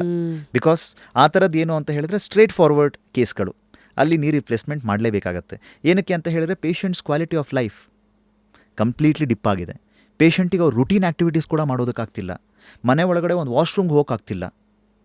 ಅವರಲ್ಲಿ ನಾನು ಅವ್ರಿಗೆ ನೀವು ಎಕ್ಸಸೈಸಸ್ ಮಾಡಿ ಈ ಥರ ಸಪ್ಲಿಮೆಂಟ್ಸ್ ತೊಗೊಳ್ಳಿ ಅಂತ ನಾನು ಹೇಳಲಿಕ್ಕೆ ನಾನು ಬರೋದಿಲ್ಲ. ಅವರಲ್ಲಿ to improve their quality of life ನಾನು ನೀ ರಿಪ್ಲೇಸ್ಮೆಂಟ್ ನಾನು ಸಜೆಸ್ಟ್ ನಾನು ಮಾಡಲೇಬೇಕಾಗತ್ತೆ ನಾನು. ಆಮೇಲೆ ನೀ ರಿಪ್ಲೇಸ್ಮೆಂಟ್ ಸರ್ಜರಿ ಇತ್ತೀಚೆಗೆ it has evolved like anything. ತುಂಬ ಮಟ್ಟಿಗೆ technology has been advanced. The latest technology ಅಂತ ಹೇಳಿದ್ರೆ ನಿಮಗೆ ಗೊತ್ತಿರೋಂತೆ ರೋಬೋಟಿಕ್ ಸರ್ಜರಿಲಿ ಇವಾಗ ಏನು ಮಿನಿಮಲಿ ಇನ್ವೇಸಿವ್ ಅಪ್ರೋಚ್. ಇವಾಗ ಕನ್ವೆನ್ಷನಲ್ ಅಪ್ರೋಚ್ಗಿಂತ ಇದರಲ್ಲಿ ಓಪನ್ ಮಾಡೋಂಥ ಅವಶ್ಯಕತೆ ಇರೋದಿಲ್ಲ. ಅದಾದಮೇಲೆ ಮಿನಿಮಲ್ ಬೋನ್ ಕಟ್ಸ್. ಇವಾಗ ನೀ ರಿಪ್ಲೇಸ್ಮೆಂಟ್ ಅಂತ ಹೇಳಿದರೆ ನಾವು ಬೋನ್ ಕಟ್ ಮಾಡಬೇಕಾಗತ್ತೆ ಸ್ವಲ್ಪ ಮಟ್ಟಿಗೆ. ಬೋನ್ ಕಟ್ ಮಾಡಾದ್ಮೇಲೆ ನಾವು ಇಂಪ್ಲಾಂಟ್ ನಾವು ಹಾಕುವಂಥದ್ದು, ನಾವು ಮೆಟಲ್ ಇಂಪ್ಲಾಂಟ್. ಸೊ ರೋಬೋಟಿಕ್ ಸರ್ಜರಿಲಿ ಪ್ರೆಸಿಷನ್ ತುಂಬ ಜಾಸ್ತಿ ಇರುತ್ತೆ. ಹಾಗಾಗಿ ಏನು ಅಂತ ಹೇಳಿದರೆ ವೆರಿ ಮಿನಿಮಲ್ ಬೋನ್ ಕಟ್ಸ್. ಅದಾದಮೇಲೆ ಸುತ್ತಮುತ್ತ ಮಾಂಸಖಂಡದ ಬೇರು, ಸಾಫ್ಟ್ ಟಿಶ್ಯೂಸ್ ಅಂತ ಎಲ್ಲ ಇರುತ್ತೆ. ಇವಾಗ ಬ್ಯಾಲೆನ್ಸ್ ಮಾಡೋದಕ್ಕೆ ನಾವು ಸಾಫ್ಟ್ ಟಿಶ್ಯೂ ರಿಲೀಸ್ ಅಂತ ಮಾಡ್ತೀವಿ. ಇವಾಗ ಸಾಫ್ಟ್ ಟಿಶ್ಯೂ ನಾವು ರಿಲೀಸ್ ಮಾಡೋಂಥ ಅವಶ್ಯಕತೆ ಇರೋದಿಲ್ಲ. ಹಾಗಾಗಿ ಏನಾಗುತ್ತೆ ಅಂತ ಹೇಳಿದ್ರೆ ಪೇಷಂಟ್ಸಿಗೆ ಆಫ್ಟರ್ ಆಪರೇಷನ್ ಪೇಯ್ನ್ ತುಂಬ ಕಡಿಮೆ ಇರುತ್ತೆ compare to conventional knee replacement. So that's why robotic surgery is gaining more and more popularity these days. But overall outcome ಏನು? ಇವಾಗ ನಾನೊಂದು 40-50 ನಾನು ನೀ ರಿಪ್ಲೇಸ್ಮೆಂಟ್ಸ್ ನಾನು ಇನ್ನೇ ಮಂತ್ ನಾನು ಮಾಡ್ತಾ ಇದ್ದೀನಿ ಅಂತ ಹೇಳಿದ್ರೆ ಅದರಲ್ಲಿ ಒಂದು 20 knee replacements I do robotic, ಮಿಕ್ಕಿರೋದು ಐ ಡು ಇದು ಏನು conventional. But by the end of 3 months or 6 months outcome is the same. ಏನಕ್ಕೆ ಅಂತ ಹೇಳಿದ್ರೆ ಐ ಹ್ಯಾವ್ ಬೀನ್ ಡೂಯಿಂಗ್ ಏನು conventional knee replacement since a very long time. Conventional knee replacement is completely driven by your skill. ಅದನ್ನು ಹೌದು, ಕೈಗುಣ ಅಂದರೆ ಅದು skill ನಾವು ಕಲ್ತಾ ಇದೀವಿ, ಅದು ನಾವು ಕಲ್ತಿದ್ದೀವಿ ನಾವು ತುಂಬ ಟೈಮಿಂದ. ಅದು ಸ್ಕಿಲ್ ಅದು. ರೋಬೋಟಿಕಲ್ಲಿ ಏನಾಗುತ್ತೆ ಅಂತ ಹೇಳಿದ್ರೆ ಒಂದು ಎಕ್ಸ್ಟ್ರಾ ಒಂದು ಅಸಿಸ್ಟೆಂಟ್ ಸಿಕ್ಕಿದೆ ನಮಗೆ. ರೋಬೋಟಲ್ಲಿ ಅವ್ನು ಹೇಳ್ತಾನೆ ಇಷ್ಟೇ ಕಟ್ ಮಾಡು ಸಾಕು, ಇಷ್ಟೇ ಮಾಡಿದ್ರೆ ಸಾಕು, ಇಲ್ಲೆಲ್ಲ ಕಟ್ ಮಾಡೋಂಥ ಅವಶ್ಯಕತೆ ಇಲ್ಲ ಅಂತ ಹೇಳಿ. ಅದನ್ನು ನಾವು ಕನ್ವೆನ್ಷನಲಲ್ಲಿ ತುಂಬ ಟೈಮಿಂದ ನಾವು ಕಲ್ತಿದ್ದೀವಿ. ಅದನ್ನು ನಮಗೆ ಗೊತ್ತದು ಎಷ್ಟು ಕಟ್ ಮಾಡಬೇಕು ಅಂತ ಹೇಳಿ. So are you saying it is human intelligence versus the added analytics ತಗೊಂಡಿರೋ ಆರ್ಟಿಫಿಷಿಯಲ್ ಇಂಟೆಲಿಜೆನ್ಸಾ? ಯಾ ಅದು ಕಂಪ್ಲೀಟ್ ರೋಬೋಟ್ ಅಲ್ಲ. ನಾವು ನೀ ರಿಪ್ಲೇಸ್ಮೆಂಟ್ ಮಾಡ್ತೀವಿ, it is not completely robotic. ಅಂದರೆ ಕಂಪ್ಲೀಟ್ ರೋಬೋಟೇ ಬಂದು ಸರ್ಜರಿ ಮಾಡುತ್ತೆ ಅಂತ ಇಲ್ಲ. ಅದು ರೋಬೋಟಿಕ್ ಅಸಿಸ್ಟೆಡ್ ಸರ್ಜರಿ ಅಂತ ನಾನು ಹೇಳ್ತೀನಿ. ನಾನು ಮಾತ್ರ ರೋಬೋಟಿಕ್ ಅಷ್ಟೇ, ಅದನ್ನು ಹ್ಯಾಂಡಲ್ ಮಾಡೋದು ನೀವೇ. ಹ್ಯಾಂಡಲ್ ಮಾಡೋದು ಕಂಪ್ಲೀಟ್ಲಿ ನಾವೇ. ಮಾತ್ರ ರೋಬೋಟಿಕ್. ಸೊ ನಾನು ಏನು ಹೇಳ್ತೀನಿ ಅಂತ ಹೇಳಿದ್ರೆ ದಟ್ ಈಸ್ ನಾಟ್ ರೋಬೋಟಿಕ್ ನೀ replacement, that is robotic assisted ನೀ ರಿಪ್ಲೇಸ್ಮೆಂಟ್, ರೋಬೋಟ್ ಅಸಿಸ್ಟೆಡ್ ನೀ ರಿಪ್ಲೇಸ್ಮೆಂಟ್. ರೋಬೋಟ್ ನಮಗೆ ಸರ್ಜನ್ಗೆ ಅಸಿಸ್ಟ್ ಮಾಡ್ತಾ ಇದೆ, ಇಷ್ಟೇ ಬೋನ್ ಕಟ್ಸ್ ಮಾಡಿ, ಅದಾದಮೇಲೆ ಇಷ್ಟೇ ಆ್ಯಂಗಲಲ್ಲಿ ಇಂಪ್ಲಾಂಟ್ನ ಪ್ಲೇಸ್ ಮಾಡಿ ಅಂತ ಹೇಳಿ. ಸೊ ಹಾಗಾಗಿ overall outcome per se with A good surgeon conventional ನೀ ರಿಪ್ಲೇಸ್ಮೆಂಟಲ್ಲೂ ಒಳ್ಳೆ ರಿಸಲ್ಟ್ಸ್ ಇದೆ. So brutally if I have to ask this question, ನಾನೊಬ್ಬ ಪೇಷಂಟು, ನಾನು ರೋಬೋಟಿಕ್ಗೆ ಹೋಗಬೇಕಾ ಕನ್ವೆನ್ಷನಲ್ ನೀ ರಿಪ್ಲೇಸ್ಮೆಂಟ್ಗೆ ಹೋಗ್ಬೇಕಾ ಅಂದರೆ ಆ ಚಾಯ್ಸನ್ನು ಮಾಡೋದು ಡಾಕ್ಟ್ರಾ ಪೇಷಂಟ್? ಚಾಯ್ಸನ್ನು ಮಾಡೋದು ಅಂದರೆ ಏನು, ಎರಡರದ್ದು ಅಡ್ವಾಂಟೇಜಸ್ ಮತ್ತು ಡಿಸ್ಅಡ್ವಾಂಟೇಜಸ್ ಹೇಳುವಂಥದ್ದು ಡಾಕ್ಟರ್ದು ಡ್ಯೂಟಿ. ಇವಾಗ ಆ್ಯಸ್ ಎ ಡಾಕ್ಟರ್ ನಾನು ಪೇಷಂಟ್ಸಿಗೆ ಹೇಳ್ತೀನಿ, ನೋಡಿ ರೋಬೋಟಿಕಲ್ ಒಂದೇನು ಅಂತ ಹೇಳಿದ್ರೆ ಕಾಸ್ಟ್ ಜಾಸ್ತಿ. ಆಮೇಲೆ ಹೆಚ್ಚಿನಾಗಿ ಇನ್ಶೂರೆನ್ಸಸ್ಸಲ್ಲಿ ರೋಬೋಟಿಕ್ದು ಕಾಸ್ಟ್ ಏನಿದೆ ಅದು ಕವರ್ ಮಾಡೋದಿಲ್ಲ. ಏನಕ್ಕೆ? ಯಾಕಂದರೆ they consider it as luxury. ಇವಾಗ ಫಾರ್ ಎಕ್ಸಾಂಪಲ್ ಇವಾಗ ಕಾಸ್ಮೆಟಿಕ್ ಟ್ರೀಟ್ಮೆಂಟ್ಗಳು ಅದು ಯಾವುದು ಇನ್ಶೂರೆನ್ಸಲ್ಲಿ ಕವರ್ ಆಗೋದಿಲ್ಲ. So that is considered as luxury. So ಅದೇ ರೀತಿ ಏನು ಅಂತ ಹೇಳಿದರೆ robotic is considered as luxury. ಹೆಚ್ಚಿನ ಅಂದರೆ ಮುಂದಿನ ಬರ್ಬೋದೇನೋ ಗೊತ್ತಿಲ್ಲ ನನಗೆ, ಬಟ್ ಇವಾಗಂತೂ ರೈಟ್ ನಾವು ಪ್ರೆಸೆಂಟ್ ಡೇ ಸಿನಾರಿಯೋ ಏನು ಇನ್ಶೂರೆನ್ಸಲ್ಲಿ ಕನ್ವೆನ್ಷನಲ್ ಈ ರಿಪ್ಲೇಸ್ಮೆಂಟ್ದು ಕಂಪ್ಲೀಟ್ಲಿ ಕವರ್ ಆಗುತ್ತೆ. ಬಟ್ ರೋಬೋಟಿಕ್ದು ನನಗೆ ಗೊತ್ತಿರೋ ಮಟ್ಟಿಗೆ, ಯಾಕಂದರೆ ನಾನು ಮಾಡ್ತಿರ್ತೀನಲ್ಲ ಅದರದ್ದು, ರೋಬೋಟಿಕ್ದು ಪೇಷಂಟ್ಸು ಎಕ್ಸ್ಟ್ರಾ ಕೈಯಿಂದ ಅವರು ಪೇ ಮಾಡಬೇಕಾಗತ್ತೆ. ಸೊ ಹಾಗಾಗಿ ಏನಂತೀನಿ ಅಂದರೆ ನಾನು ಪೇಷಂಟ್ಸ್ಗೆ ಇವಾಗ ಎಲ್ಲ ಪೇಷಂಟ್ಸು ಇವಾಗ ವೆಲ್ ಟು ಡೂ ಅಂತ ಹೇಳೋದಕ್ಕಾಗೋದಿಲ್ಲ. ಇವಾಗ ಅವ್ರ ಕೈಯಿಂದ ಕಟ್ಟಲಿಕ್ಕೆ ಕೆಲವೊಬ್ರಿಗೆ ತೊಂದರೆ ಆಗ್ಬೋದು. ಪೇಷಂಟ್ಸ್ ನನ್ನ ಹತ್ರ ಕೇಳ್ತಾರೆ, ಸರ್ ಯಾವುದು ಸರ್ ನಿಮ್ಮ ಪ್ರಕಾರ ಒಳ್ಳೆಯದು ಅಂತ ಹೇಳಿ.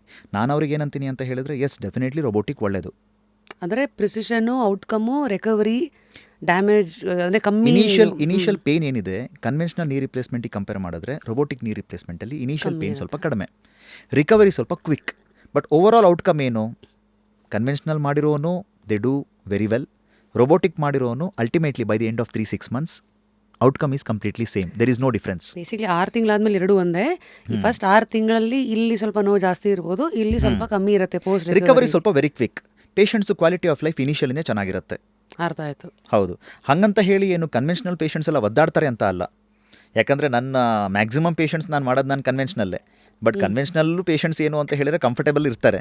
But relatively it is a kind of relative thing, I would say. Amazing. So ನಾವು ಈ ಕುಷನ್ ವೇರ್ಗಳೆಲ್ಲ ಬಂದ್ಬಿಡಿದೆಯಲ್ಲ ಆರ್ಥರೈಟಿಸ್ಗೆ ಅಂತ, ಇದು what is the bus around ಈ ಕುಷನ್ ವೇರ್? ಈ ಕುಷನ್ ವೇರ್ ಅಂದರೆ ಏನು ಅಂದರೆ ಬೇಸಿಕಲಿ ನಮ್ಮ ಮಂಡಿಯಲ್ಲಿ 2 ಕುಷನ್ ಇರುತ್ತೆ, 2 ಲೇಯರ್ಸ್ ಆಫ್ ಕುಷನ್.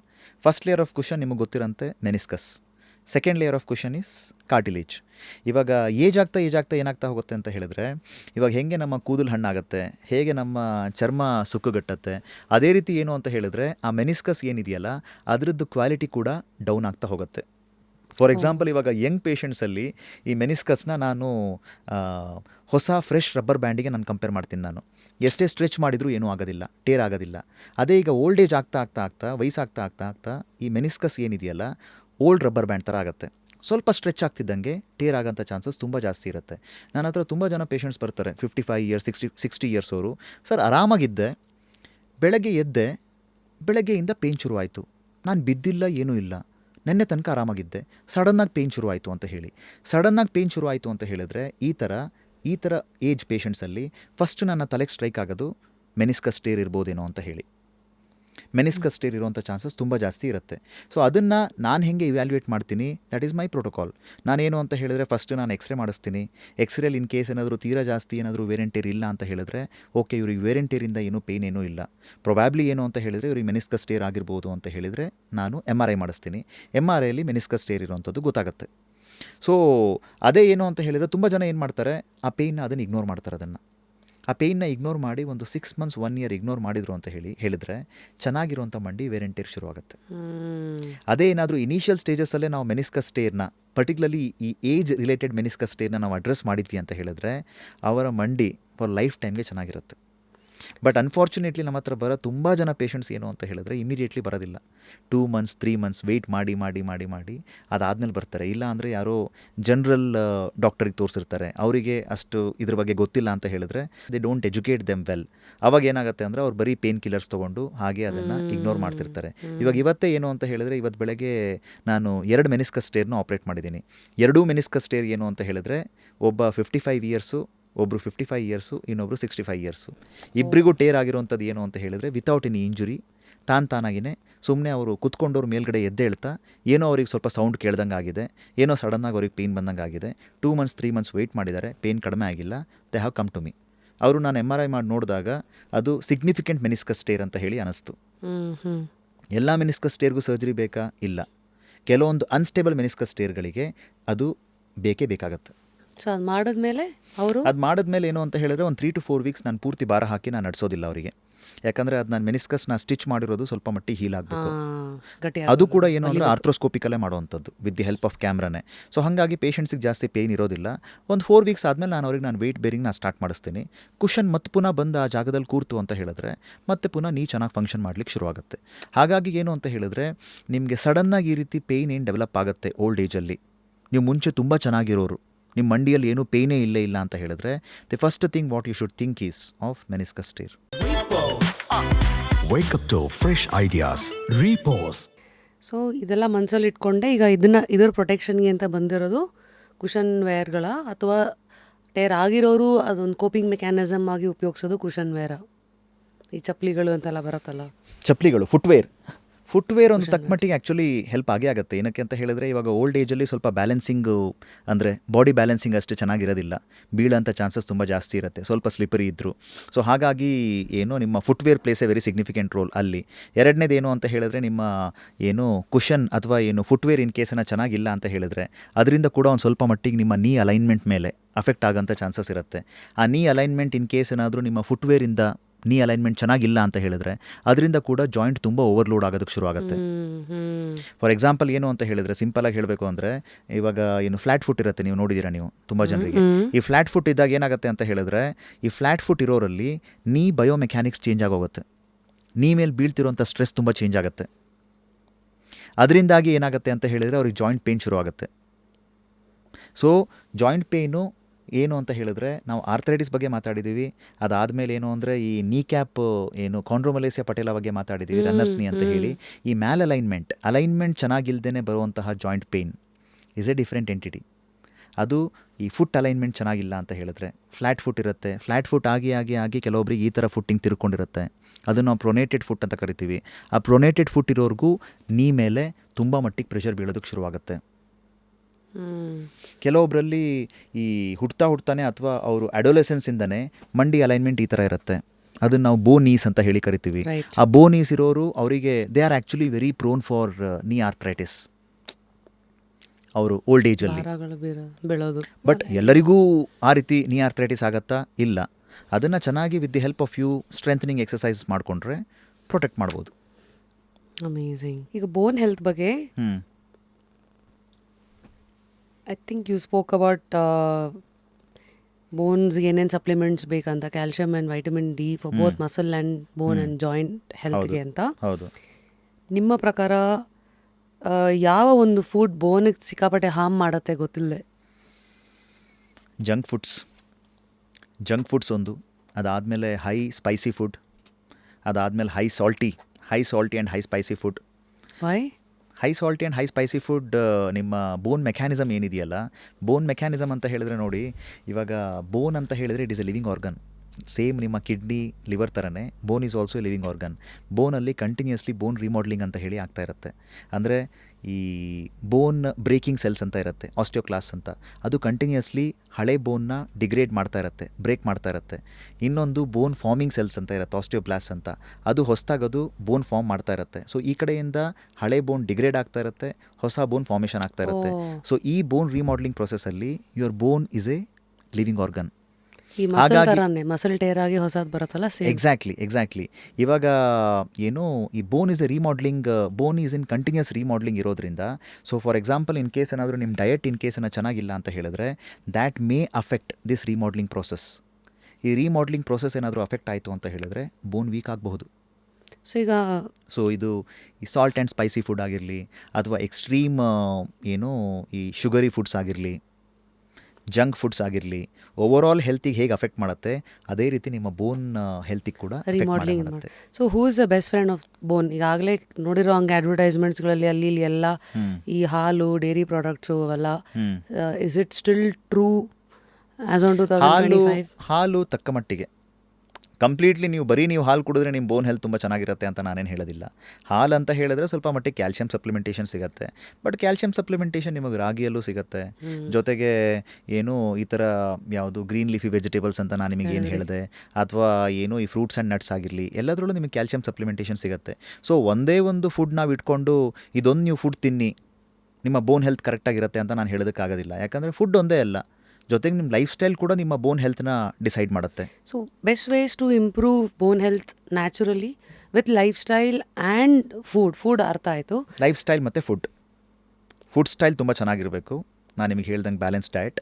ಆಮೇಲೆ ಲೈಫ್ ಸ್ಟೈಲಲ್ಲಿ ನಿಮ್ಮ ವೆಯ್ಟ್ ರಿಡಕ್ಷನ್ ಆಗಿರಲಿ, ಅಥವಾ ನಿಮ್ಮ ಏನು ರೆಗ್ಯುಲರ್ ಎಕ್ಸಸೈಸಸ್ ಆಗಿರಲಿ, ಲೋ ಇಂಪ್ಯಾಕ್ಟ್ ಎಕ್ಸಸೈಸಸ್ ಅಂತ ನಾನೇನು ಹೇಳ್ತೀನಿ, ಲೈಕ್ ಸೈಕ್ಲಿಂಗ್, ಸ್ವಿಮ್ಮಿಂಗ್, ಅದಾದಮೇಲೆ ಸಿಂಪಲ್ ಸ್ಟ್ರೆಚಸ್ ಡೈಲಿ, ಈ ಥರದ್ದೆಲ್ಲ ಲೋ ಇಂಪ್ಯಾಕ್ಟ್ ಎಕ್ಸಸೈಸಸ್ ಆಗಿರಲಿ. ಅಥವಾ ಅದಾದಮೇಲೆ ಹೈಡ್ರೇಷನ್. ಅದಾದಮೇಲೆ ಇನ್ನೊಂದು ನಾವು ಏನು ಬಿಡ್ತೀವಿ ಅಂತ ಹೇಳಿದರೆ rest, proper rest and proper sleep. How much rest is required for bone health?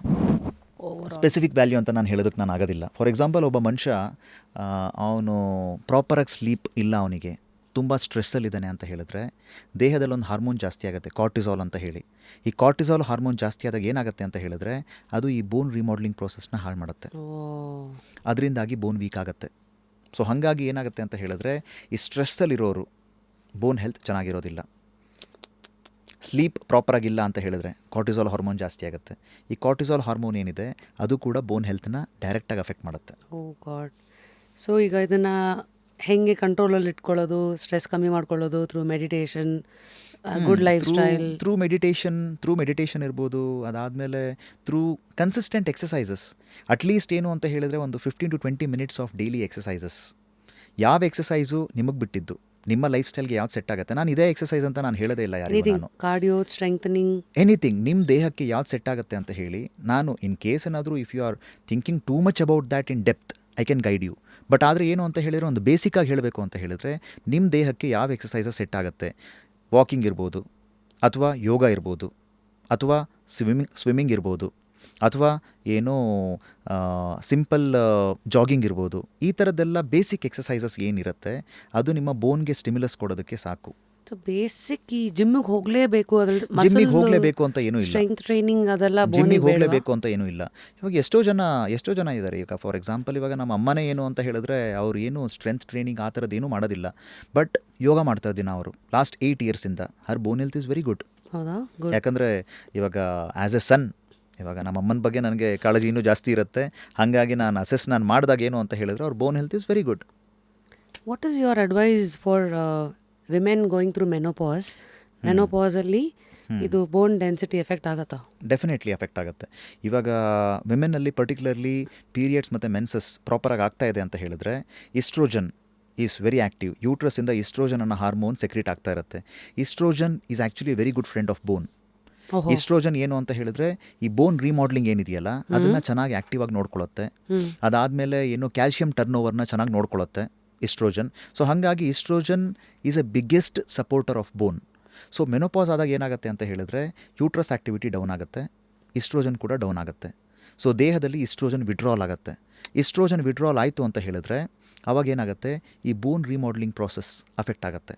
Like ಈ ಬೋನ್ ಫಾರ್ಮಿಂಗ್ ಸೆಲ್ಸ್ ಡಿಆಕ್ಟಿವೇಟ್ ಆಗ್ತವೆ, ಬೋನ್ ಫಾರ್ಮಿಂಗ್ ಸೆಲ್ಸ್ ಕಡಿಮೆ ಆಗುತ್ತೆ, ಈ ಬೋನ್ ಬ್ರೇಕಿಂಗ್ ಸೆಲ್ಸ್ ಜಾಸ್ತಿ ಆಗುತ್ತೆ. ಹಾಗಾಗಿ ಏನಾಗುತ್ತೆ ಅಂತ ಹೇಳಿದ್ರೆ ಬೋನ್ ಒಳಗಡೆಯಿಂದ ವೀಕ್ ಆಗ್ತಾ ಬರುತ್ತೆ, ಕ್ಯಾಲ್ಶಿಯಂ ಕಡಿಮೆ ಆಗ್ತಾ ಬರುತ್ತೆ ಬೋನಲ್ಲಿ, ಪ್ರೋಟೀನ್ಸ್ ಕಡಿಮೆ ಆಗ್ತಾ ಬರುತ್ತೆ ಬೋನಲ್ಲಿ. ಸೊ ಹಾಗಾಗಿ ಏನು ಅಂತ ಹೇಳಿದ್ರೆ ಯಾರು ಇದು ಮೆನೋಪಾಸ್ ಅನ್ನೋದು ಸಡನ್ನಾಗಿ ಒಂದೇ ದಿನ ಆಗುವಂಥದ್ದಲ್ಲ ಅಥವಾ ಒಂದೇ ಮಂತಲ್ಲಿ ಆಗುವಂಥದ್ದಲ್ಲ. It is a process. 6 months to 1 year ಹಾಗೆ ಹಿಡಿಯುತ್ತೆ. It differs from individual to individual. So ಹಾಗಾಗಿ ಅದನ್ನು ನಾವು ಪೆರಿಮೆನೋಪಾಸಲ್ ಫೇಸ್ ಅಂತ ಕರಿತೀವಿ. ಈ ಪೆರಿಮೆನೋಪಾಸಲ್ ಫೇಸಲ್ಲಿ calcium supplementation and some basic exercises with no stress, with good sleep actually plays a very significant role. ನಾವು ಐ ರಿಮೆಂಬರ್ ನಮ್ಮ ತಾಯಿ ಬದುಕಿದಾಗ ಅವ್ರು ಆ ಟೈಮಲ್ಲೆಲ್ಲ ಕ್ಯಾಲ್ಶಿಯಂ ಶೆಲ್ ಕ್ಯಾಲ್ ತಗೊಳ್ತಾ ಇದ್ರು. ಸೊ ಇವತ್ತಿಗೂ ವಿಮೆನ್ ಟೇಕ್ ಅಂದರೆ ನೀವು ಅಡ್ವೈಸ್ ಮಾಡ್ತೀರಾ? Definitely in and around menopause time ನಾನು ಕ್ಯಾಲ್ಶಿಯಂ ಸಪ್ಲಿಮೆಂಟೇಷನ್ ವುಮೆನ್ಗೆ ಅಡ್ವೈಸ್ ಮಾಡ್ತೀನಿ. That is very important. But ಬರೀ ಕ್ಯಾಲ್ಶಿಯಂ ಕೊಟ್ಟರೆ ಸಾಕಾಗೋದಿಲ್ಲ, ಜೊತೆಗೆ ಅವರ ಏನು lifestyle activities, exercises, stress free and nutrition ಇದೆಲ್ಲದೂ ತುಂಬ ಮ್ಯಾಟ್ರ್ ಆಗುತ್ತೆ. Amazing. Now I think lastly I'll quickly jump into ಒಂದಷ್ಟು listicle questions. Top 5 mistakes people do after a joint injury. Joint injury ಆದಮೇಲೆ ಯೂಶ್ವಲಿ ಪೀಪಲ್ ಏನು ಮಾಡ್ತಾರೆ ಅಂತ ಹೇಳಿದ್ರೆ over the counter medicines ತೊಗೊಳ್ತಾರೆ. ಲೈಕ್ ಪ್ಯಾರಾಸೆಟಮಾಲ್ ಆಗಿರಲಿ ಅಥವಾ ಡೈಕ್ಲೋಫೆನಾಕ್ ಆಗಿರಲಿ, ಇವೆಲ್ಲ ಮೆಡಿಸಿನ್ಸು ನೀವೇ ಇವಾಗ ಮೆಡಿಕಲ್ ಶಾಪ್ಗೆ ಹೋದರೂ ಡೈರೆಕ್ಟ್ಲಿ ನಿಮಗೆ ಸಿಗುತ್ತೆ. ನಿಮಗೆ ಅದೆಲ್ಲ ಪೇನ್ ಕಿಲ್ಲರ್ಸ್ ಅಂತ ನಿಮಗೆ ಗೊತ್ತು. ನಿಮಗೆ ಈ ಥರ ಪೇನ್ ಕಿಲ್ಲರ್ಸ್ ತೊಗೊಳ್ತಾರೆ. ಪೇನ್ ಕಿಲ್ಲರ್ಸ್ ತೊಗೊಂಡಾಗ ಆಬ್ವಿಯಸ್ಲಿ ಪೇನ್ ಕಡಿಮೆ ಆಗುತ್ತೆ. ಬಟ್ ಏನಾಗಿದೆ ಒಳಗಡೆ ಅಂತ ಹೇಳಿ ಅವರಿಗೂ ಗೊತ್ತಿರೋದಿಲ್ಲ. ಮತ್ತೆ ಪುನಃ ಅವ್ರು ಆಟ ಆಡೋದಕ್ಕೆ ಹೋಗ್ತಾರೆ, ಮತ್ತೆ ಪುನಃ ಅವ್ರ ಆ್ಯಕ್ಟಿವಿಟಿ ಕಂಟಿನ್ಯೂ ಮಾಡ್ತಾರೆ. ಅದರಿಂದಾಗಿ ಮತ್ತೆ ಪುನಃ ಇಂಜುರಿ ಆಗುತ್ತೆ. ಸೊ ಹಾಗಾಗಿ ಏನು ಅಂತ ಹೇಳಿದ್ರೆ ಪ್ಲೀಸ್ ಡು ನಾಟ್ ಟೇಕ್ ಈ ಥರ over the counter medicines whenever there is any sort of sports injury.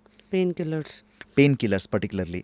ಅದಾದಮೇಲೆ ಏನು ಅಂತ ಹೇಳಿದ್ರೆ ಏನು untimely getting back to their sports against doctor advice ಕೂಡ ಏನಾಗುತ್ತೆ ಅಂತ ಹೇಳಿದ್ರೆ ನೀವೊಂದು 3 months ನೀವು ಸ್ಪೋರ್ಟ್ಸ್ ಆಡಬೇಡಿ ಅಂತ ನಾನು ಸಜೆಸ್ಟ್ ಮಾಡಿರ್ತೀನಿ. ಬಟ್ ಆದರೆ ಅವ್ರಿಗೆ ಏನಾಗಿರುತ್ತೆ ಅಂತ ಹೇಳಿದ್ರೆ ಎಷ್ಟು ಬೇಕಾಗುತ್ತೋ ಅಷ್ಟು ಬೇಗ ಹೋದರೆ ಸಾಕಾಗಿರುತ್ತೆ. ಸೊ ಅನ್ಟೈಮ್ಲಿ ಹೋಗ್ತಾರೆ. ಅನ್ಟೈಮ್ಲಿ ಹೋದಾಗ ಏನಾಗುತ್ತೆ ಅಂದರೆ ಮತ್ತೆ ಇಂಜುರಿ ಆಗೋಂಥ ಚಾನ್ಸಸ್ ಇರುತ್ತೆ. Okay, third one. ಅದಾದಮೇಲೆ ಏನು ಅಂತ ಹೇಳಿದ್ರೆ ಸ್ವೆಲ್ಲಿಂಗ್ ಯೂಶ್ವಲಿ ಅಸೋಸಿಯೇಟೆಡ್ ಇರುತ್ತೆ. ಈ ಸ್ವೆಲ್ಲಿಂಗ್ನ ಯೂಶ್ವಲಿ ನೆಗ್ಲೆಕ್ಟ್ ಮಾಡ್ತಾರೆ. ಈ ಸ್ವೆಲ್ಲಿಂಗ್ ಇದ್ದಾಗ ಏನಾಗುತ್ತೆ ಅಂತ ಹೇಳಿದ್ರೆ joint is in pain, joint is angry still. ಹಾಗಿದ್ದಾಗ ನೀವು ಪುನಃ ನೀವು ಆ್ಯಕ್ಟಿವಿಟಿ ನೀವು ಶುರು ಮಾಡಿದ್ರೆ ಮತ್ತೆ ಪುನಃ ನಿಮಗೆ ಇಂಜುರಿ ಆಗೋಂಥ ಚಾನ್ಸಸ್ ತುಂಬ ಜಾಸ್ತಿ ಇರುತ್ತೆ. So do not ignore a swollen joint. Do not ignore A swollen joint with A persistent pain. Swollen stiff joint with A persistent pain, ಈ 3 ಆಸ್ಪೆಕ್ಟ್ಸ್ ಇತ್ತು ಅಂತ ಹೇಳಿದ್ರೆ ನೀವು ಡೆಫಿನೆಟ್ಲಿ ಇಗ್ನೋರ್ ಮಾಡೋದಲ್ಲ. ಅದೇ ಈಗೇನು ಅಂತ ಹೇಳಿದ್ರೆ ಹಾಗಂತ ಹೇಳಿ ಪ್ರತಿ ಸ್ಪೋರ್ಟ್ಸ್ ಇಂಜುರಿ ಆದಮೇಲೂ do you need to consult a sports injury specialist? No. ಯಾಕಂದರೆ ಕೆಲವೊಂದು ಸಿಂಪಲ್ ಸ್ಪ್ರೇನ್ಸ್ ಕೂಡ ಇರುತ್ತೆ. ಹ್ಞೂ simple ankle twist, simple sprain ಆಗಿದೆ. ಆ ಕೇಸಸಲ್ಲಿ ಏನು ಅಂತ ಹೇಳಿದರೆ ಒಂದು 2 days ವೆಯ್ಟ್ ಮಾಡಿ, 3 days ವೆಯ್ಟ್ ಮಾಡಿ. ಇನ್ ಕೇಸ್ ಏನಾದರೂ ಪೇಯ್ನ್ ಪರ್ಸಿಸ್ಟೆಂಟ್ ಆಗಿತ್ತು ಅಂತ ಹೇಳಿದ್ರೆ then you can go and, ಅಂದರೆ ನಿಮಗೆ ಎಬಿಲಿಟಿ ಟು ಬೇರ್ ವೆಯ್ಟ್ ಇದೆ, ಅಂದರೆ ನಿಮಗೆ ಇಂಜುರಿ ಆದಮೇಲೂ ನೀವು ವೆಯ್ಟ್ ಬೇರ್ ಮಾಡಲಿಕ್ಕೆ ಆಗ್ತಾಯಿದೆ, ವೆಯ್ಟ್ ಹಾಕ್ಲಿಕ್ಕೆ ಆಗ್ತಾಯಿದೆ, ತೀರಾ ಜಾಸ್ತಿ ಸ್ವೆಲ್ಲಿಂಗ್ ಇಲ್ಲ, ತೀರಾ ಜಾಸ್ತಿ ಸ್ಟಿಫ್ನೆಸ್ ಇಲ್ಲ ಅಂತ ಹೇಳಿದ್ರೆ you can wait for 2 to 3 days. ಈ ಒಂದು ಮೋಸ್ಟ್ ಕನ್ಫ್ಯೂಸಿಂಗ್ ಇದೆ ಅನ್ಸುತ್ತೆ. ಈ ಉಳುಕ್ದಾಗ ಏನು ಮಾಡಬೇಕು ಅಂತ ಎಷ್ಟೊಂದು ಜನ ಈ ಉಳುಕ್ದಾಗ ಅದು ಬೋನ್ ಇಂಜುರಿನಾ ಅಥವಾ ಸ್ಪ್ರೇನಾ ಅದು ಗೊತ್ತಾಗಲ್ಲ. So how to differentiate? ಉಳುಕ್ದಾಗ ಅಂದರೆ ಫಾರ್ ಎಕ್ಸಾಂಪಲ್ ಇವಾಗ ತೀರಾ ಉಳುಕೋ ಅಂಥ ಕೇಸಸ್ನ ನೋಡೋದು ಆ್ಯಂಕಲ್ ಈ ಥರ ಉಳುಕೋದು ಅಂತ ನಾವು ಹೇಳ್ತೀವಿ. ನಾವು ಆ್ಯಂಕಲ್ ಉಳುಕೋದು ಅಂತ ಹೇಳಿದ್ರೆ ಆ್ಯಂಕಲಲ್ಲಿ ಯೂಶ್ವಲಿ 3 grades ಆಫ್ ಇಂಜುರಿ ಇರುತ್ತೆ. Grade 1, Grade 2, Grade 3. Grade 1 ಅಂತ ಹೇಳಿದ್ರೆ it is considered as simple sprain, just hyper stretch ಆಗಿದೆ ಅಷ್ಟೇ ಲಿಗಮೆಂಟಲ್ಲಿ ಪ್ರಾಪರ್ ಟೇರ್ ಏನೂ ಇಲ್ಲ. Grade 2 ಅಂತ ಹೇಳಿದ್ರೆ ಪಾರ್ಷಿಯಲ್ ಟೇರ್ ಆಗಿದೆ, ಸ್ವಲ್ಪ ಮಟ್ಟಿಗೆ ಟೇರ್ ಆಗಿದೆ ಲಿಗಮೆಂಟು, ಬಟ್ ಪೂರ್ತಿ ಟೇರ್ ಆಗಿಲ್ಲ. Grade 3 ಅಂತ ಹೇಳಿದ್ರೆ it is A full thickness tear. So ಇವಾಗ ಸಿಂಪಲ್ ಸ್ಪ್ರೇನ್ ಆಗಿದೆ ಅಂತ ಹೇಳಿದ್ರೆ ಯೂಶ್ವಲಿ ಪೇಷಂಟ್ಸ್ಗೆ ಜಾಸ್ತಿ ಸ್ವೆಲ್ಲಿಂಗ್ ಇರೋದಿಲ್ಲ, ಜಾಸ್ತಿ ಸ್ಟಿಫ್ನೆಸ್ ಇರೋದಿಲ್ಲ. They can put weight and walk, they can carry out their routine activities of daily living. ಸರಿ, ಇಷ್ಟು ಅವ್ರು ಮಾಡ್ಬೋದು ಅವರು. ಬಟ್ ಆದರೆ Grade 2 ಇಂಜುರಿ ಆದರೆ ಸ್ವೆಲ್ಲಿಂಗ್ ಸಿಕ್ಕಾಪಟ್ಟೆ ಜಾಸ್ತಿ ಇರುತ್ತೆ, ಪೇಷಂಟ್ಸಿಗೆ ವೆಯ್ಟ್ ಹಾಕಿ ನಡಿಲಿಕ್ಕೆ ಆಗೋದಿಲ್ಲ. ಅದಾದಮೇಲೆ ರೆಸ್ಟಲ್ಲಿದ್ದಾಗಲೂ ತುಂಬ ಮಟ್ಟಿಗೆ ಪೇಯ್ನ್ ಆಗ್ತಾ ಇರುತ್ತೆ. These are all red flags. ಈ ಥರ ರೆಡ್ ಫ್ಲ್ಯಾಗ್ಸ್ ಇದ್ದಾಗ, ಅಂದರೆ ಇವಾಗ ನಾನು ಇನ್ನು ನಟ್ಶಲ್ ಹೇಳಬೇಕು ಅಂದರೆ, ಸೊ ಇದು ಸಮ್ ರೆಡ್ ಫ್ಲ್ಯಾಗ್ಸ್ ನೀವು ಅದನ್ನು ಇಗ್ನೋರ್ ಮಾಡಬಾರ್ದು ಅಂತ ಹೇಳಿದ್ರೆ ಸಿಗ್ನಿಫಿಕೆಂಟ್ ಪರ್ಸಿಸ್ಟೆಂಟ್ ಜಾಯಿಂಟ್ ಪೇಯ್ನ್, ತುಂಬ ಮಟ್ಟಿಗೆ extreme swelling of the joint, ತುಂಬ ಮಟ್ಟಿಗೆ stiffness, inability to put weight and walk. ಮೊನ್ನೆ ನಾನು ಬ್ಯಾಡ್ಮಿಂಟನ್ ಆಡಬೇಕಾದಾಗ ಕಣ್ಣಾರೇನೆ 2 ನೋಡಿದೆ. ಒಬ್ಬ ACL ಟೇರ್ ಮಾಡ್ಕೊಂಡ, ಯಾವ ರೇಂಜಿಗೆ ಕಿರಿಸ್ದ ಅಂದರೆ ಇಡೀ ಬ್ಯಾಡ್ಮಿಂಟನ್ ಕೋರ್ಟ್ ಅಮ್ಮ ಅಂತ ಇದ್ದ ಒಂದು 2 ನಿಮಿಷ. ಏನಂದರೆ ಎಲ್ಲ ಹೋಗಿ ಸುತ್ತ ಅವ್ನು ಮುತ್ಕೊಂಡಿದ್ದಾರೆ, ಯಾರಿಗೆ ಏನು ಮಾಡಬೇಕು ಗೊತ್ತಿಲ್ಲ. ಒಬ್ಬರು ನೀರು ಕೊಡ್ತಾ ಇದ್ದಾರೆ, ಒಬ್ಬರು ಇನ್ನೂ ಏನಾಗಿದೆ ಅಂತ ಅವನು ಸಫೋಕೇಟ್ ಮಾಡ್ತಾ ಇದ್ದಾರೆ. ಸೊ ಪ್ಲೀಸ್ ಗಿವ್ ನಮ್ಮ ಜನಗಳಿಗೆ ಒಂದು advice. Firstly when it is ಈ ಥರ ಡೀಪ್ ಇಂಜುರಿ ಅಂತಂದಾಗ ಅವ್ರು ಏನು ಮಾಡಬೇಕು? ಅದನ್ನು ನಾವು ಏನು ಲೇಮನ್ಗೂ ಅರ್ಥ ಆಗಂತ ಹೇಳಬೇಕು ಅಂತ ಹೇಳಿದ್ರೆ ರೈಸ್ ಥೆರಪಿ ಅಂತ ನಾವು ಕರಿತೀವಿ ಅದನ್ನು. ರೈಸ್ ಥೆರಪಿ ಅಂತ ಹೇಳಿದ್ರೆ ರೆಸ್ಟ್, ಐಸಿಂಗ್, ಕಂಪ್ರೆಷನ್, ಎಲಿವೇಷನ್ ಅಂತ ಹೇಳಿ ಅದನ್ನು ನಾವು ರೈಸ್ ಅಂತ ಹೇಳ್ತೀವಿ. ಫಸ್ಟ್ ಫಾರ್ಮೋಸ್ಟ್ ಈ ಥರ ಡೀಪ್ ಇಂಜುರಿ ಆದಾಗ ನಾನೇನು ರೆಡ್ ಫ್ಲ್ಯಾಗ್ಸ್ ನಾನು ಹೇಳಿದೆ ನಿಮಗೆ, ಈ ಥರ ರೆಡ್ ಫ್ಲ್ಯಾಗ್ಸ್ ಇತ್ತು ಅಂತ ಹೇಳಿದ್ರೆ ಸಿವಿಯರ್ ಇಂಜುರಿ ಆಗಿದೆ ಅಂತ ಅರ್ಥ. ನಡೆಯೋಕ್ಕಾಗ್ತಿಲ್ಲ, ತುಂಬ ಮಟ್ಟಿಗೆ ಸ್ವೆಲ್ಲಿಂಗ್ ಇದೆ, ತುಂಬ ಸ್ಟಿಫ್ನೆಸ್ ಇದೆ, ಈ ಥರದ್ದೆಲ್ಲ ರೆಡ್ ಫ್ಲ್ಯಾಗ್ಸ್ ಇದ್ದಾಗ significant injury. First and foremost rest ಅಂತ ಹೇಳಿದರೆ ಮತ್ತೆ ಪುನಃ ಅದ್ರ ಮೇಲೆ ನೀವು ಭಾರ ಹಾಕಿ ನೀವು ನಡೆಯುವಂಥದ್ದಲ್ಲ. ಅಲ್ಲಿ ಅವರಿಗೆ ರೆಸ್ಟ್ ಕೊಡಬೇಕು. ಅವರಿಗೆ ರೆಸ್ಟ್ ಕೊಟ್ಟಾದಮೇಲೆ ಐಸ್ ಜೆಲ್ ಪ್ಯಾಕ್ ಬರುತ್ತೆ, ಐಸ್ ಕ್ಯೂಬ್ಸಿಂದ ಅಲ್ಲ, ರೆಡಿಮೇಡ್ ಐಸ್ ಜೆಲ್ ಪ್ಯಾಕ್ ಬರುತ್ತೆ, ಐಸ್ ಜೆಲ್ ಪ್ಯಾಕ್ನ ಅಲ್ಲಿ ಇದು ಮಾಡಬೇಕು.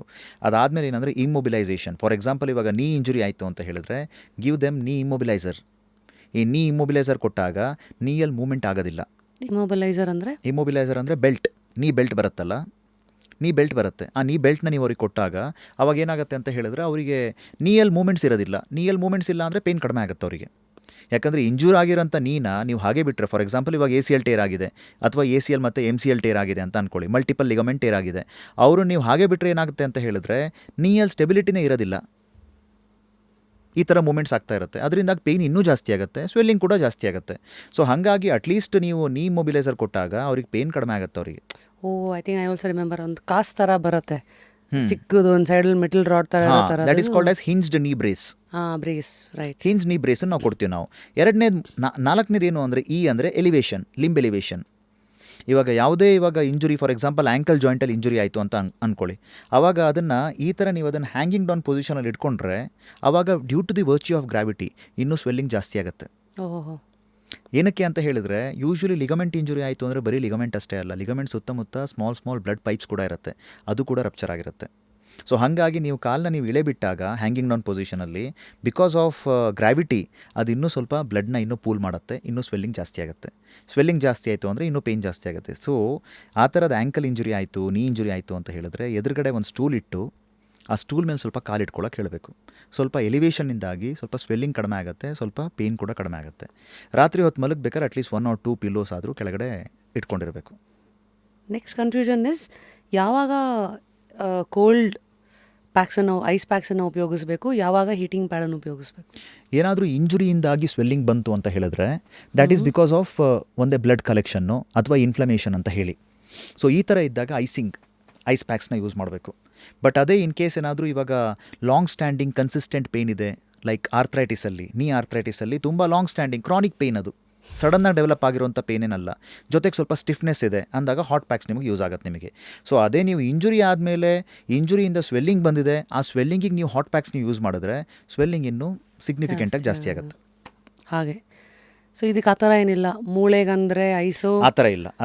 ಇಟ್ಸ್ ಆಲ್ವೇಸ್ ಇಂಜುರಿ, ಹಿಂಗಾಯಿತು ಮತ್ತೆ ಯಾವ ಥರ ಆಗಿದೆ, ಅದಾದಮೇಲೆ ಸ್ವೆಲ್ಲಿಂಗ್ ಇದೆಯೋ ಇಲ್ಲೋ, ಸ್ಟಿಫ್ನೆಸ್ ಇದೆಯೋ ಇಲ್ಲೋ, ಯಾವ ಥರ ಎಷ್ಟು ದಿನಗಳಿಂದ ನಿಮಗೆ ಪೇಯ್ನ್ ಇದೆ, ಅದ್ರ ಮೇಲೆ ಅದು ಡಿಪೆಂಡ್ ಆಗುತ್ತೆ. ಅದು we've kind of covered so much. ಆದ್ರೂ ನೀವು ಹೆಂಗಂದರೆ you are like an ocean yourself, so much to talk. But I guess ಇರೋ ಟೈಮ್ ಫ್ರೇಮಲ್ಲಿ you given us some wonderful insights about food, about understanding body, mind and muscle connection, and of course basic elemental questions about sports injury, youngsters ge, and prehab and rehab, surgery, post care, choosing the right doctor, all of it. Yes. So now if I ask you, nimge I think idಕ್ಕೆ ಬಂದು ಒಂದು 11 ವರ್ಷನಾ, 9-10 ವರ್ಷ ಆಗಿದೆ. ಹಾಂ. ಇವತ್ತಿಗೂ what is so fascinating for you? Joint replacement ಆಗಿರಲಿ ಅಥವಾ ಸ್ಪೋರ್ಟ್ಸ್ ಇಂಜುರೀಸ್ ಇದಾಗಿರಲಿ ಅಥವಾ ಆರ್ಥೋಪೆಡಿಕ್ಸ್ ಇನ್ ಜನರಲ್? ತುಂಬ ಫ್ಯಾಸಿನೇಟಿಂಗ್ ಅಂತ ಅನ್ಸೋದು ನನಗೆ ರಿಸಲ್ಟ್ಸ್ ಏನು ನಾವು ಪೇಷಂಟ್ಸಿಗೆ ನಾವು ಕೊಡ್ತೀವಲ್ಲ. ಇವಾಗ ಫಾರ್ ಎಕ್ಸಾಂಪಲ್ ಇವಾಗ ಜಾಯಿಂಟ್ ರಿಪ್ಲೇಸ್ಮೆಂಟ್ ಅಂತ ಹೇಳಿ ತೊಗೊಂಡ್ರೆ ಪೇಷಂಟ್ 8-10 ವರ್ಷದಿಂದ ಒದ್ದಾಡ್ಕೊಂಡು ನಡೀತಾ ಇರ್ತಾರೆ, ನಡಿಯೋಕ್ಕಾಗ್ತಿರಲ್ಲ. ಅದಾದಮೇಲೆ ನಾನು ಅವರನ್ನು ಟ್ರೀಟ್ಮೆಂಟ್ ಕೊಟ್ಟಾದಮೇಲೆ either without surgery or with surgery ನಾನು ಅವ್ರನ್ನ ಟ್ರೀಟ್ ಮಾಡಾದಮೇಲೆ, ಜಾಯಿಂಟ್ ರಿಪ್ಲೇಸ್ಮೆಂಟ್ ಅಂತ ತೊಗೊಂಡ್ರೆ ನಾನು ನೀ ರಿಪ್ಲೇಸ್ಮೆಂಟ್ ಮಾಡಾದಮೇಲೆ ಪೇಷಂಟ್ಸ್ ನನಗೆ ಸ್ವಲ್ಪ ಟೈಮ್ ಆದಮೇಲೆ ಫಾಲೋಅಪ್ಪಲ್ಲಿ ಬಂದು ವಿತ್ ಹ್ಯಾಪಿನೆಸ್, ನನಗೆ ಹೇಳಲೇಬೇಕು ಅಂತ ಇಲ್ಲ, ಅವ್ರ ಮುಖದಲ್ಲೇ ಕಾಣುತ್ತೆ.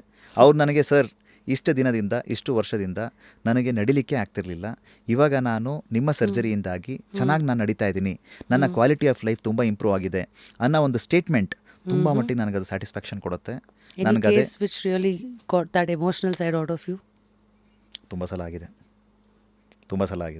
ಸಲ ಆಗಿದೆ ಅಂದರೆ ಕೆಲವೊಂದು ಸಲ ಪೇಷಂಟ್ಸ್ ಮೆಸೇಜ್ ಮಾಡ್ತಾರೆ, ಕೆಲವೊಂದು ಸಲ ಏನಾಗುತ್ತೆ ಅಂತ ಹೇಳಿದ್ರೆ, ನನಗೆ ತುಂಬ ಜನ ನಂದು ಪೇಷಂಟ್ಸ್ ಇದ್ದಾರೆ, ಅದು ಏನಾಗುತ್ತೆ ಅಂತ ಹೇಳಿದ್ರೆ ಏಜ್ ಓಲ್ಡ್ ಪೇಷಂಟ್ಸಲ್ಲಿ ಅವ್ರ ಮಾತನ್ನು ಕೇಳಿಸ್ಕೊಳ್ಳೋದಕ್ಕೆ ಯಾರಾದರೂ ಬೇಕು ಅವರಿಗೆ.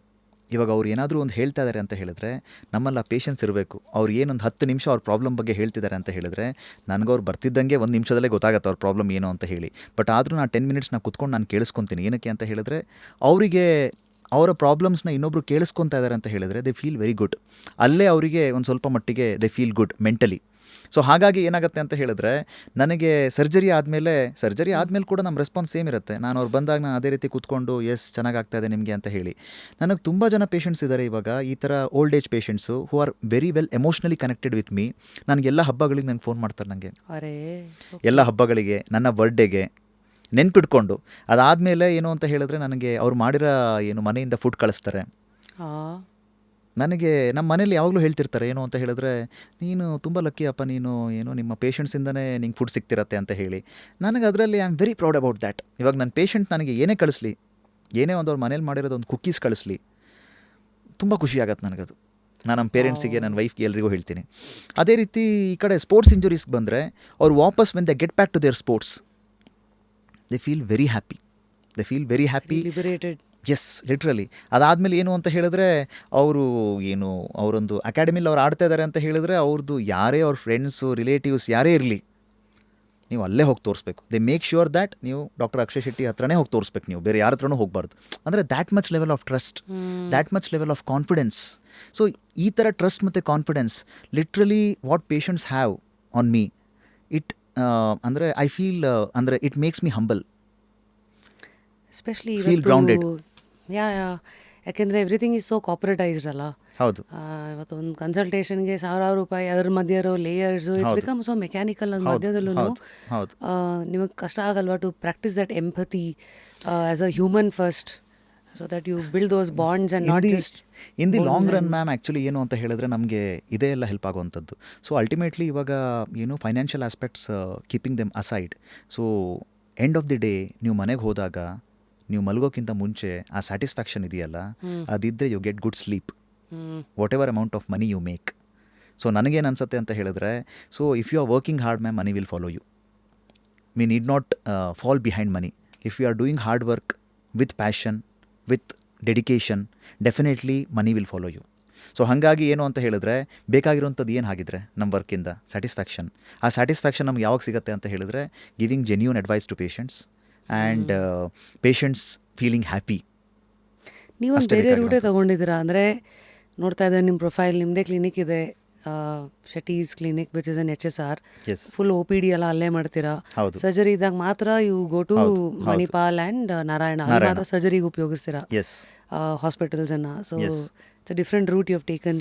ಏನಕ್ಕೆ ಅಂತ ಹೇಳಿದ್ರೆ, ಇವಾಗ ನಾನೀಗ ನನ್ನದೇ ಸೆಂಟರಲ್ಲಿ ನಾನು ವರ್ಕ್ ಮಾಡ್ತಿದ್ದೀನಿ ಅಂತ ಹೇಳಿದ್ರೆ, so I am independent enough to take decisions.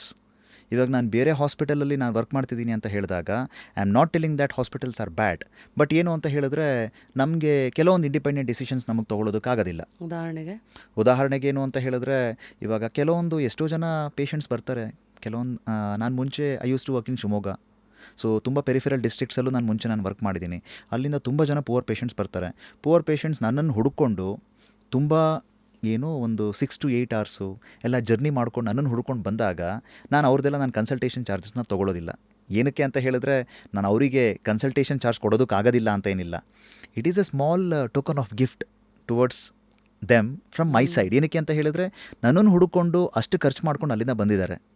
So ಇವಾಗ ನಾನು ಬೇರೆ ಹಾಸ್ಪಿಟ್ಲಲ್ಲಿ ನಾನೀಗ ವರ್ಕ್ ಮಾಡ್ತಿರ್ಬೇಕಾದ್ರೆ, ಒಂದು ಪೇಷಂಟ್ ಸರಿ, 2 ಪೇಷಂಟ್ ಸರಿ, ನಾನು ಎಲ್ಲ ಪೇಷಂಟು ನಾನು ಫ್ರೀಯಾಗಿ ಮಾಡ್ತೀನಿ ಅಂತ ಹೇಳಿದ್ರೆ ಯಾರೂ ಒಪ್ಕೊಳ್ಳೋದಿಲ್ಲ. ಸೊ ಅಲ್ಟಿಮೇಟ್ಲಿ ಅಂದರೆ again this thing I am doing for my own satisfaction ಅಷ್ಟೇ. ನನಗೆ ಮೈ ಸ್ಕೂಲ್ ಆಫ್ ಥಾಟ್ ಏನು ಅಂತ ಹೇಳಿದ್ರೆ, ನನಗೆ mental satisfaction is very very important.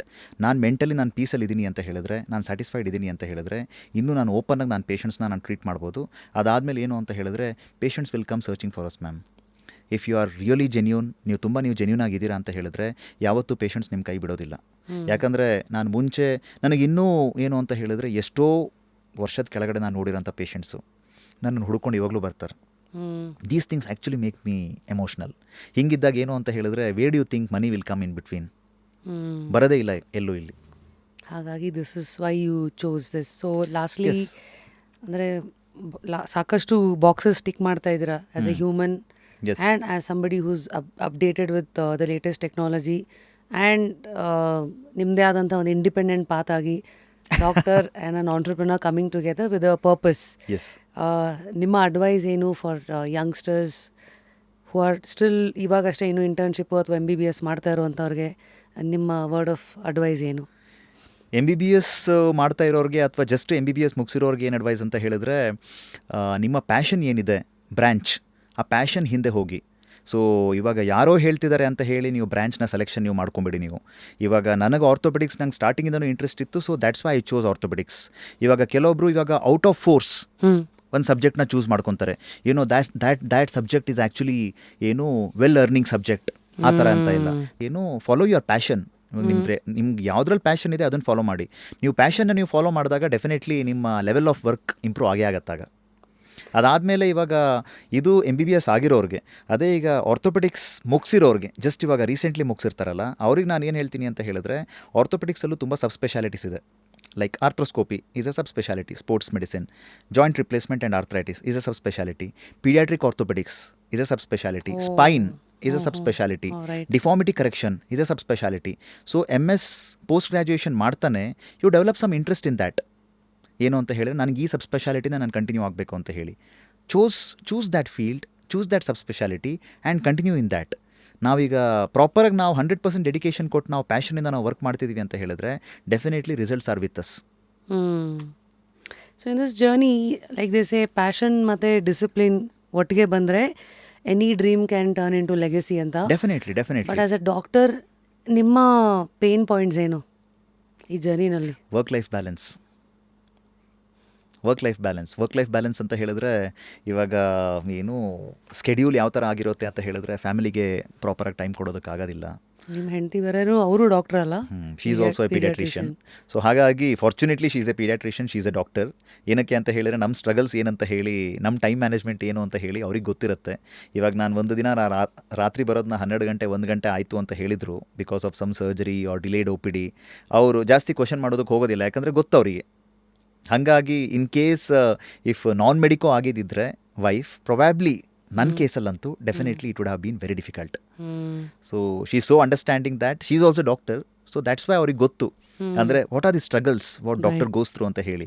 So it is not completely A cake walk. So work life balance ಅಂತೂ definitely it gets a hit, but somehow so it is going on. Of course ಎಲ್ಲರ ಲೈಫಲ್ಲೂ failure ಇರುತ್ತೆ.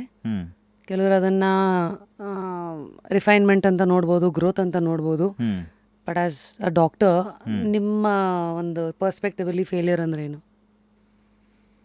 If you are not able to provide 100% justice to your patient, in spite of putting 100% of efforts, sometimes ಏನಾಗುತ್ತೆ ಅಂತ ಹೇಳಿದ್ರೆ ನೀವು 100% efforts ಹಾಕಿರ್ತೀರ, but ಆದರೂ ಏನಾಗುತ್ತೆ ಅಂತ ಹೇಳಿದ್ರೆ 100% ಔಟ್ಕಮ್ ಕೊಡೋದಕ್ಕಾಗೋದಿಲ್ಲ ಕೆಲವೊಂದು ಟೈಮ್. ಯಾಕೆ? ಪೇಷಂಟ್ ಫ್ಯಾಕ್ಟರ್ಸ್ ಇರ್ಬೋದು ತುಂಬ, ಅಥವಾ ಪೇಷಂಟ್ ಏನಾಗುತ್ತೆ ಅಂತ ಹೇಳಿದ್ರೆ ನಾನು ನಿಮಗೆ ಹೇಳಿದ್ನಲ್ಲ, ಇವಾಗ ಮೆನಿಸ್ಕಸ್ ಟೇರ್ ಏಜ್ ಆಗ್ತಾ ಮೆನಿಸ್ಕಸ್ ಟೇರ್ ಆಗಿರುತ್ತೆ. ಇವಾಗ ಆ ಪೇಷಂಟು ಇಮಿಡಿಯೇಟ್ಲಿ ಬರೋದು ಬಿಟ್ಕೊಂಡು 1 ವರ್ಷ ಆದಮೇಲೆ ಬರ್ತಾರೆ ಅವರು. ಅವಾಗ ಏನಾಗುತ್ತೆ ಅಂತ ಹೇಳಿದ್ರೆ ನನಗೆ ಲಿಟ್ರಲಿ ಬೇಜಾರಾಗುತ್ತೆ. ಅಂದರೆ ಮುಂಚೆ ಬಂದಿದ್ದಿದ್ರೆ I could have saved their knee ಅಂತ ಹೇಳಿ. ಸೊ ಹಾಗಾಗಿ ಏನು ಅಂತ ಹೇಳಿದ್ರೆ I see failure in that aspect. ಯಾಕಂದರೆ ಎಫರ್ಟ್ಸ್ ಅಂತೂ ನನ್ನ ಕಡೆಯಿಂದ 100% ಯಾವಾಗಲೂ ಇದ್ದೇ ಇರುತ್ತೆ. ಬಟ್ ಸಮ್ ಟೈಮ್ಸ್ ಲೈಕ್ ಇದು ಸಮ್ ಪೇಷಂಟ್ ಫ್ಯಾಕ್ಟರ್ಸಿಂದ ಅಥವಾ ಸಮ್ ಅದರ್ ಏನು ಅನ್ನೋನ್ ಮೀನ್ಸಿಂದ ಏನಾದರೂ ಆ ಥರ 100% ಜಸ್ಟಿಸ್ ಇನ್ ಕೇಸನ್ನು ಕೊಡೋದಕ್ಕಾಗಲಿಲ್ಲ ಅಂತ ಹೇಳಿದ್ರೆ that I would consider as failure. How do you get over your setbacks? ಈಗ ನಮ್ಮ ಪ್ರೊಫೆಷನಲ್ಲಿ ಬೇರೆ ಇರ್ಬೋದು, ಯಾವುದೋ ಒಂದು ಕೆಟ್ಟ ಕಮೆಂಟ್ ಬಂದಿರೋದಿರ್ಬೋದು, ಅಥವಾ ಯಾರೋ ಬಂದ್ಬಿಟ್ಟು ಯಾರೋ ಗೆಸ್ಟನ್ನು ಕರೆಸಿದಾಗ ಆಗಿರೋದು ನಮ್ಗೆ DMs ಬರುತ್ತೆ, ಇವ್ರನ್ನ ಹೆಂಗೆ ಕರೆಸಿದ್ರಿ, ಇವ್ರು ಹೇಳಿರೋ ಫ್ಯಾಕ್ಟ್ ತಪ್ಪಾಗಿತ್ತು. ಸೊ ನಾವು ಅದರದೇ ಆದಂಥ ಮೈಂಡ್ ಸೆಟ್ ಇಟ್ಕೊಂಡು we take what is good and we kind of let go of it. Sometimes ಎಷ್ಟೇ ಚೆನ್ನಾಗಿ ಬಾಕ್ಸ್ ಮಾಡೋ ಬಾಕ್ಸರ್ಗೂ ಕೆಲವು ಸತಿ ಒಂದು ಪಂಚ್ ಬಿದ್ದಾಗ it will take that dent time and will come back. ನಿಮ್ಮದು ಆ ಥರ ಸಿಚುಯೇಷನ್ಸ್ ಕೆಲವೊಂದು ಟೈಮ್ ಬರುತ್ತದು. ಆ ಥರ ಸಿಚುಯೇಷನ್ಸ್ ಬಂದಾಗ ಏನು ಅಂತ ಹೇಳಿದ್ರೆ at least 1 day of good break with family. And ಇದು I love actually exploring food. ತುಂಬ ಕಡೆ ಏನು ಅಂತ ಹೇಳಿದ್ರೆ ಅದೊಂಥರ ತುಂಬ ಸ್ಟ್ರೆಸ್ ಆದಾಗ, ತುಂಬ ಒಂಥರ ಈ ಬ್ರೇಕ್ ಡೌನ್ ಆದಾಗ ಏನು ಅಂತ ಹೇಳಿದ್ರೆ good food actually makes me very happy, one thing. And with family. ಅದಾದಮೇಲೆ ಸಮ್ ಅಂದರೆ ಅನ್ಪ್ಲ್ಯಾನ್ಡ್ ಟ್ರಿಪ್ಸ್. ಒಂದು ದಿನಕ್ಕೆ ಹಾಗೆ ಎಲ್ಲಿಗೆ ಹೋಗ್ತಿರೋದು ಅಂತ ಗೊತ್ತಿಲ್ಲ, ಜಸ್ಟ್ ಎದ್ಬಿಡೋದು ಅಷ್ಟೇ. ಅದಾದಮೇಲೆ ಏನು ಅಂತ ಹೇಳಿದ್ರೆ ಮತ್ತೆ ಪುನಃ ಬಂದಾಗ ಅದೇನೋ ಗೊತ್ತಿಲ್ಲ, 1 day ಆಗ್ತಿದ್ದಂಗೆ ಅಂದರೆ again I get back that energy. ಮತ್ತೆ ಪುನಃ ಪೇಷಂಟ್ಸ್ ನೋಡೋದಕ್ಕೆ ಶುರು ಮಾಡಿದಾಗ ಅಗೈನ್ ನಾನು ನಿಮಗೆ ಹೇಳಿದ್ನಲ್ಲ, some small happiness add on ಆಗುತ್ತೆ. So you're a photographer, traveler, fitness enthusiast, sports lover, badminton player. Cricket ನೋಡ್ತೀರಾ, ಆಡ್ತೀರಾ? ಮುಂಚೆ ಆಡ್ತಿದ್ದೆ. ಇವಾಗ ಇತ್ತೀಚಿನ ಸ್ವಲ್ಪ ಬ್ಯುಸಿ ಲೈಫ್ ಸ್ಟೈಲಲ್ಲಿ ಎಲ್ಲ ಸ್ಪೋರ್ಟ್ಸ್ ಎಲ್ಲ ಹಳ್ಳ ಹತ್ತಿದೆ. ಬರೀ ಈಗ ಸ್ಪೋರ್ಟ್ಸ್ ಆಡೋರನ್ನ ನೋಡ್ತಿದ್ದೀನಿ. ನಾನು ಆಡಬೇಕಂತ ಅನ್ಕೊತಾ ಇದ್ದೀನಿ, ಬಟ್ ಟೈಮ್ ಆಗ್ತಿಲ್ಲ. But somehow yes, in the coming years definitely I will start. So ಇಷ್ಟೆಲ್ಲ ಆಯಿತು, ಪ್ರೊಫೆಷನ್ ವಿಚಾರ ಎಲ್ಲ.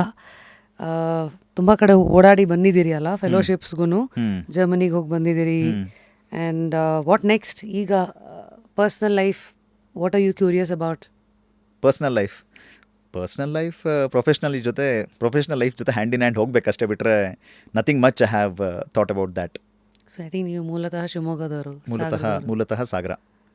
ಓಹೋ, ಸಾಗರದಿಂದ ಈ ಜನಸಾಗರಕ್ಕೆ ಬಂದಿದ್ದೀರಾ, which is Bengaluru. And next road map ಏನು ಡಾಕ್ಟ್ರೇ? ಬಿಕಾಸ್ ಟುಡೇ ಎಲ್ಲ ಇದು ಬೇರೆ ಸ್ಟಾರ್ಟಪ್ ಪಾರ್ಕ್ ಬೇರೆ ನಮ್ಮ ಬೆಂಗಳೂರು, ನಿಮ್ದೇನು ದೊಡ್ಡ ಹಾಸ್ಪಿಟಲು ಮತ್ತು ಅಥವಾ ಹಾಸ್ಪಿಟಲ್ ಓಪನ್ ಮಾಡುವಂಥ ಪ್ಲ್ಯಾನ್ ಅಂತೂ ನನಗೆ ನಿಜವಾಗ್ಲೂ ಇಲ್ಲ. ಏನಕ್ಕೆ ಅಂತ ಹೇಳಿದ್ರೆ hospital is A kind of too much of responsibility. ಇವಾಗ ನಾನೊಂದು ಹಾಸ್ಪಿಟಲ್ ನಾನು ಓಪನ್ ಮಾಡ್ತಿದ್ದೀನಿ ಅಂತ ಹೇಳಿದ್ರೆ ಅಡ್ಮಿನಿಸ್ಟ್ರೇಷನ್ ಕಡೆ ನಾನು ತುಂಬ ಮಟ್ಟಿಗೆ ನಾನು ಫೋಕಸ್ ಮಾಡಬೇಕಾಗತ್ತೆ. ಅಡ್ಮಿನಿಸ್ಟ್ರೇಷನ್ ಕಡೆ ನಾನು ಮಾಡ್ತಾ ಇದ್ದೀನಿ ಅಂತ ಹೇಳಿದ್ರೆ ನನ್ನ ಪ್ರೊಫೆಷ್ನಲ್ ಕರಿಯರ್ ಬಗ್ಗೆ ನಾನು ಫೋಕಸ್ ಮಾಡೋದಕ್ಕಾಗೋದಿಲ್ಲ, ಪೇಷಂಟ್ ಕೇರ್ ಬಗ್ಗೆ ನಾನು ಫೋಕಸ್ ಮಾಡೋದಕ್ಕಾಗೋದಿಲ್ಲ. ನಂದೆಲ್ಲ ಫೋಕಸ್ಸು ಅಡ್ಮಿನಿಸ್ಟ್ರೇಷನ್ ಕಡೆನೇ ಇರುತ್ತೆ. ನಾನು ಇಷ್ಟು ಇನ್ವೆಸ್ಟ್ ಮಾಡಿದ್ದೀನಿ, ಅಷ್ಟು ಇನ್ವೆಸ್ಟ್ಮೆಂಟ್ ನಾನು ವಾಪಸ್ ತೆಗೆಯೋದು, ಈ ಥರದ್ದೆಲ್ಲ ಆಸ್ಪೆಕ್ಟ್ಸ್ ತುಂಬ ಜಾಸ್ತಿ ಇರುತ್ತೆ. ದ್ಯಾಟ್ ಈಸ್ ದಿ ರೀಸನ್ ಏನು ಅಂತ ಹೇಳಿದರೆ ನಾನು doctor Shetty centre of orthopaedics ನಾನು ತೆಗೆದಾಗ ನನ್ನ ಐಡಿಯಾ ಇದ್ದಿದ್ದು good OPD consultation place with good physio rehab centre. ಏನೇ ಇನ್ ಕೇಸ್ ಏನಾದರೂ ಆಪ್ರೇಷನ್ ಏನಾದರೂ ಮಾಡಬೇಕಾ ಅಥವಾ ಬೇರೆ ಸ್ಪೆಷಲ್ ಕೇರ್ ಬೇಕಾ ಅಂತ ಇದ್ದಾಗ I have 2 hospitals with me. One is Narayana hospital which is in HSR layout, another is Manipal hospital which is in Sarjapura road. So ಹಾಗಾಗಿ ನನಗೇನು ಅಂತ ಹೇಳಿದ್ರೆ for extreme care I have these 2 hospitals. So ಹಾಗಾಗಿ ಏನು ಅಂತ ಹೇಳಿದ್ರೆ ನನ್ನ ಫುಲ್ ಟೈಮ್ ಫೋಕಸ್ ಏನಿದೆ ಕಂಪ್ಲೀಟ್ಲಿ ಆನ್ ಪೇಷಂಟ್ ಕೇರ್. ಗೊತ್ತಾಯ್ತು. ಸೊ ನಿಮ್ಮ ಕ್ಲಿನಿಕಲ್ಲಿ ಎಲ್ಲ ಮಷೀನ್ಸ್ ಇದೆಯಾ? ಆಲ್ ಯುವರ್ MRIs, PRPಗೆ ಏನೇನು ಬೇಕೋ A to Z, ಮತ್ತು ಅಲ್ಲಿ ಇಲ್ಲ, ಅದು ಏನು PRP ಎಲ್ಲ ಇದೆ, ಎಕ್ಸ್ರೇ ಇದೆ. MRI is a very big machine. So ಅದು ಏನು it needs a very big space also. I have many nearby diagnostic centres. ಅಲ್ಲಿ MRIs ಎಲ್ಲ ಯೂಶ್ವಲಿ ಅಲ್ಲೇ ಮೋರ್ ದೆನ್ ಎನಫ್ ಅಂತೀವಿ. ಹೌದು. ಸರ್ಜರೀಸ್ ಎಲ್ಲ ಅದೆಲ್ಲ ಮತ್ತೆ ಹಾಸ್ಪಿಟಲಲ್ಲಿ ಆಗುತ್ತೆ. There is no admission. ಅಂದರೆ ಏನು ಅಂತ ಹೇಳಿದ್ರೆ ಇವಾಗ ಸರ್ಜರೀಸ್ ನಾನು ಅಲ್ಲಿ ಮಾಡೋದ್ರಿಂದ ಏನು ಅಡ್ವಾಂಟೇಜಸ್ ಆಗುತ್ತೆ, ಅಲ್ಲಿ ಒಂದು ಸಪ್ರೇಟ್ ಟೀಮ್ ಅಂತ ಇರುತ್ತೆ, ಟೀಮ್ ಆಫ್ ಡಾಕ್ಟರ್ಸ್. ಇವಾಗ ನಾನು 24 ಗಂಟೆನೂ ಹಾಸ್ಪಿಟ್ಲಲ್ಲಿ ನಾನು ಇರೋದಕ್ಕಾಗೋದಿಲ್ಲ, ನಾನು ಸರ್ಜರಿ ಮಾಡೋಂಥ ಹಾಸ್ಪಿಟ್ಲ್ಗಳಲ್ಲಿ. ಬಟ್ ಪೇಷಂಟ್ಸಿಗೆ ಡೆಫಿನೆಟ್ಲಿ 24 hours ಕೇರ್ ಬೇಕಾಗುತ್ತೆ. ಏನೇ ಇದ್ರು ಕೆಲವೊಂದು ಟೈಮ್ ಪೇನ್ ಜಾಸ್ತಿ ಆಗುತ್ತೆ, ಕೆಲವೊಂದು ಟೈಮ್ ಸ್ವೆಲ್ಲಿಂಗ್ ಇರುತ್ತೆ, ಕೆಲವೊಂದು ಟೈಮ್ ನಡಿಲಿಕ್ಕೆ ಆಗ್ತಿರಲ್ಲ. ಇದೆಲ್ಲ ಇದನ್ನು ಏನಂತ ಹೇಳಿದ್ರೆ ನನ್ನ ಟೀಮ್ 2 ಹಾಸ್ಪಿಟ್ಲಲ್ಲಿ ನನ್ನ ಟೀಮ್ ಇರುತ್ತೆ. ಸೊ ಏನು ಅಂತ ಹೇಳಿದ್ರೆ they take care of these patients. So totally patient care ಮಾತ್ರ ಎಲ್ಲೂ ಹ್ಯಾಂಪರ್ ಆಗಬಾರ್ದು ಅಂತ ಹೇಳಿ. ಎಷ್ಟು ಜನ ಇದ್ದಾರೆ ಟೀಮ್ ಪರಿಚಯ? Team I have like 2 to 3 members in ಇದು ಮಣಿಪಾಲಲ್ಲಿ, 2 to 3 ಮೆಂಬರ್ಸ್ ಇನ್ ನಾರಾಯಣದಲ್ಲಿ. ಸೊ ಹಾಗಾಗಿ ಏನಾಗುತ್ತೆ ಅಂತ ಹೇಳಿದ್ರೆ ಕ್ಲಿನಿಕಲ್ಲಿ I have around 8 to 10 members.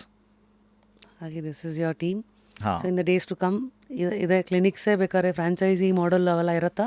Franchise ಸದ್ಯಕ್ಕಿನ್ನೂ ಯೋಚನೆ ಮಾಡಿಲ್ಲ. ಬಟ್ ಇದೇ ನನ್ನ ಸೆಂಟರ್ ಏನಿದೆ ಅದನ್ನು ಇನ್ನೂ ಸ್ವಲ್ಪ ಎಕ್ಸ್ಪ್ಯಾಂಡ್ ಮಾಡೋಣ ಅಂತ ಹೇಳಿ ನಾನು ಅಂದ್ಕೊಂಡಿದ್ದೀನಿ. ಎಕ್ಸ್ಪ್ಯಾಂಡ್ ಮಾಡೋಣ ಅಂತ ಹೇಳಿದ್ರೆ ವಿತ್ ರೆಸ್ಪೆಕ್ಟ್ ಟು ಸ್ಪೇಸ್ ಆಗಿರಲಿ, ಅದಾದಮೇಲೆ ಒಂದು ಏನು ಸ್ಪೋರ್ಟ್ಸ್ ರಿಹ್ಯಾಬ್ ಫಿಸಿಯೋ, ಯಾಕಂದರೆ ನಾನು ಸ್ಪೋರ್ಟ್ಸ್ ಇಂಜುರೀಸ್ನೇ ಜಾಸ್ತಿ ಟ್ರೀಟ್ ಮಾಡ್ತಿರೋದ್ರಿಂದ ಸ್ಪೆಸಿಫಿಕ್ ಸ್ಪೋರ್ಟ್ಸ್ ಜಿಮ್ ಮತ್ತು ಸ್ಪೋರ್ಟ್ಸ್ ರಿಹ್ಯಾಬ್ ಒಂದು ಫಿಸಿಯೋ ಸೆಂಟರ್ ಜೊತೆಗೆ ನನ್ನ ಕ್ಲಿನಿಕ್ ಜೊತೆ ಓಪನ್ ಮಾಡೋಣ ಅಂತ ಹೇಳಿ that is my plan. So ಅವಾಗ ಏನಾಗುತ್ತೆ ಅಂತ ಹೇಳಿದ್ರೆ ಸ್ಪೋರ್ಟ್ಸ್ ರಿಹ್ಯಾಬ್ ಸೆಂಟರ್ ಅಂತ ಹೇಳಿದ್ರೆ ಅದರಲ್ಲಿ ಸ್ಪೋರ್ಟ್ಸ್ ಸೈಕಾಲಜಿಸ್ಟು ಇರ್ತಾರೆ, ಜೊತೆಗೆ ಏನು ಸ್ಪೆಷಲಿಸ್ಟ್ ಸ್ಪೋರ್ಟ್ಸ್ ಫಿಸಿಯೋಸು ಇರ್ತಾರೆ. So completely from top to bottom care provide ಮಾಡ್ಬೋದು. ಸ್ಪೇಸು ಇರುತ್ತೆ ಅದಕ್ಕೆ ಸೆಪರೇಟ್. ಬೇರೆ ಬೇರೆ ಆಟಗಳೆಲ್ಲ ಇದೆಯಲ್ಲ. ಹೌದು. ರಿಫ್ಲೆಕ್ಸ್ ಇಂಪ್ರೂವ್ಮೆಂಟ್, ಈವನ್ ಆಕ್ವಾಥೆರಪಿನೂ ಏನು ಅಂತ ಹೇಳಿದ್ರೆ ಅದು ಹೀಟೆಡ್ ಪೂಲ್ಸಲ್ಲಿ ಟ್ರೆಡ್ಮಿಲ್. ಸೊ ಎಸ್ ಆ ಥರದ್ದೆಲ್ಲ ಆ್ಯಕ್ಚುಲಿ ಏನು ಅಂತ ಹೇಳಿದ್ರೆ ಆ ಥರದ್ದು ಪ್ಲ್ಯಾನ್ ಇದೆ. ಸೊ ಲೆಟ್ಸ್ ಸಿ ಏನಾಗುತ್ತೆ ಅಂತ ಹೇಳಿ. ದಿನ ಪೇಷಂಟ್ಸನ್ನೇ ಪುಸ್ತಕ ಥರ ಓದ್ತಾ ಇರ್ತೀರಾ? ಅವ್ರನ್ನ ಓದೋಕ್ಕೂ ಇಷ್ಟು ದೊಡ್ಡ ಮೆಡಿಕಲ್ ಪುಸ್ತಕಗಳನ್ನು ಓದಿದ್ರಿ. ಇದೆಲ್ಲ ಬಿಟ್ಟರೆ ಪುಸ್ತಕಗಳ ಒಡನಾಟ ಖಂಡಿತ ಇಲ್ಲ. ಇಲ್ವಾ? ಖಂಡಿತ ಇಲ್ಲ. ಸೊ ಐ ಗೆಸ್ ನಮ್ಮ ಜಸ್ಟ್ ಕ್ಯೂರಿಯಸ್ ಕನ್ನಡಗೆ ಬರೋ ಪ್ರತಿಯೊಂದು ಗೆಸ್ಟ್ಗೂ ಒಂದು ಪುಸ್ತಕ ಕೊಡ್ತೀವಿ. ಸೊ ಈ ಪುಸ್ತಕ it is written by doctor Giridhar Kaje. Okay. ಅವರು ಕೂಡ ನಮ್ಮ ಕರ್ನಾಟಕದ ಆಯುರ್ವೇದಕ್ಕೆ ಸಂಬಂಧಪಟ್ಟಂತೆ ಒಬ್ಬ ಪಿತಾಮಹ ಅಲ್ವಾ. ಅವರು ಬರೆದಿರೋ ಪ್ರೊಫೆಷನಲ್ ಸೀಕ್ರೆಟ್ಸ್ ಅಂತ ಒಂದು ಬುಕ್ಕು ನಮಗೆ. Apart from this, any book that you remember has changed your life ಅಥವಾ any phase of life, could be self help books ಅಥವಾ ಕುಡ್ ಬಿ ಎನಿ ಕಾದಂಬರಿ ರೈಟರ್ಸ್ಗಳು ಬರ್ತಿರೋದು? ಇಲ್ಲ, ಆ ಥರ ಕಾದಂಬರಿ ಮತ್ತು ಬುಕ್ಸ್ ಎಲ್ಲ ನಾನು ಓದೇ ಇಲ್ಲ ನಾನು. ನಾನೇನು ಬರಿತಾ ಇದ್ದೀನಿ ಅಂದರೆ ಡಾಕ್ಟರ್ಸ್ಗಳಿಗೆ ಏನು ಬರೀಲಿ, ನೀವು ಪೇಷಂಟ್ಸ್ ಅಕ್ಷಯ ಆಗಲಿ ಅಂತ ಬರೆಯೋಂಗಿರಲ್ಲ.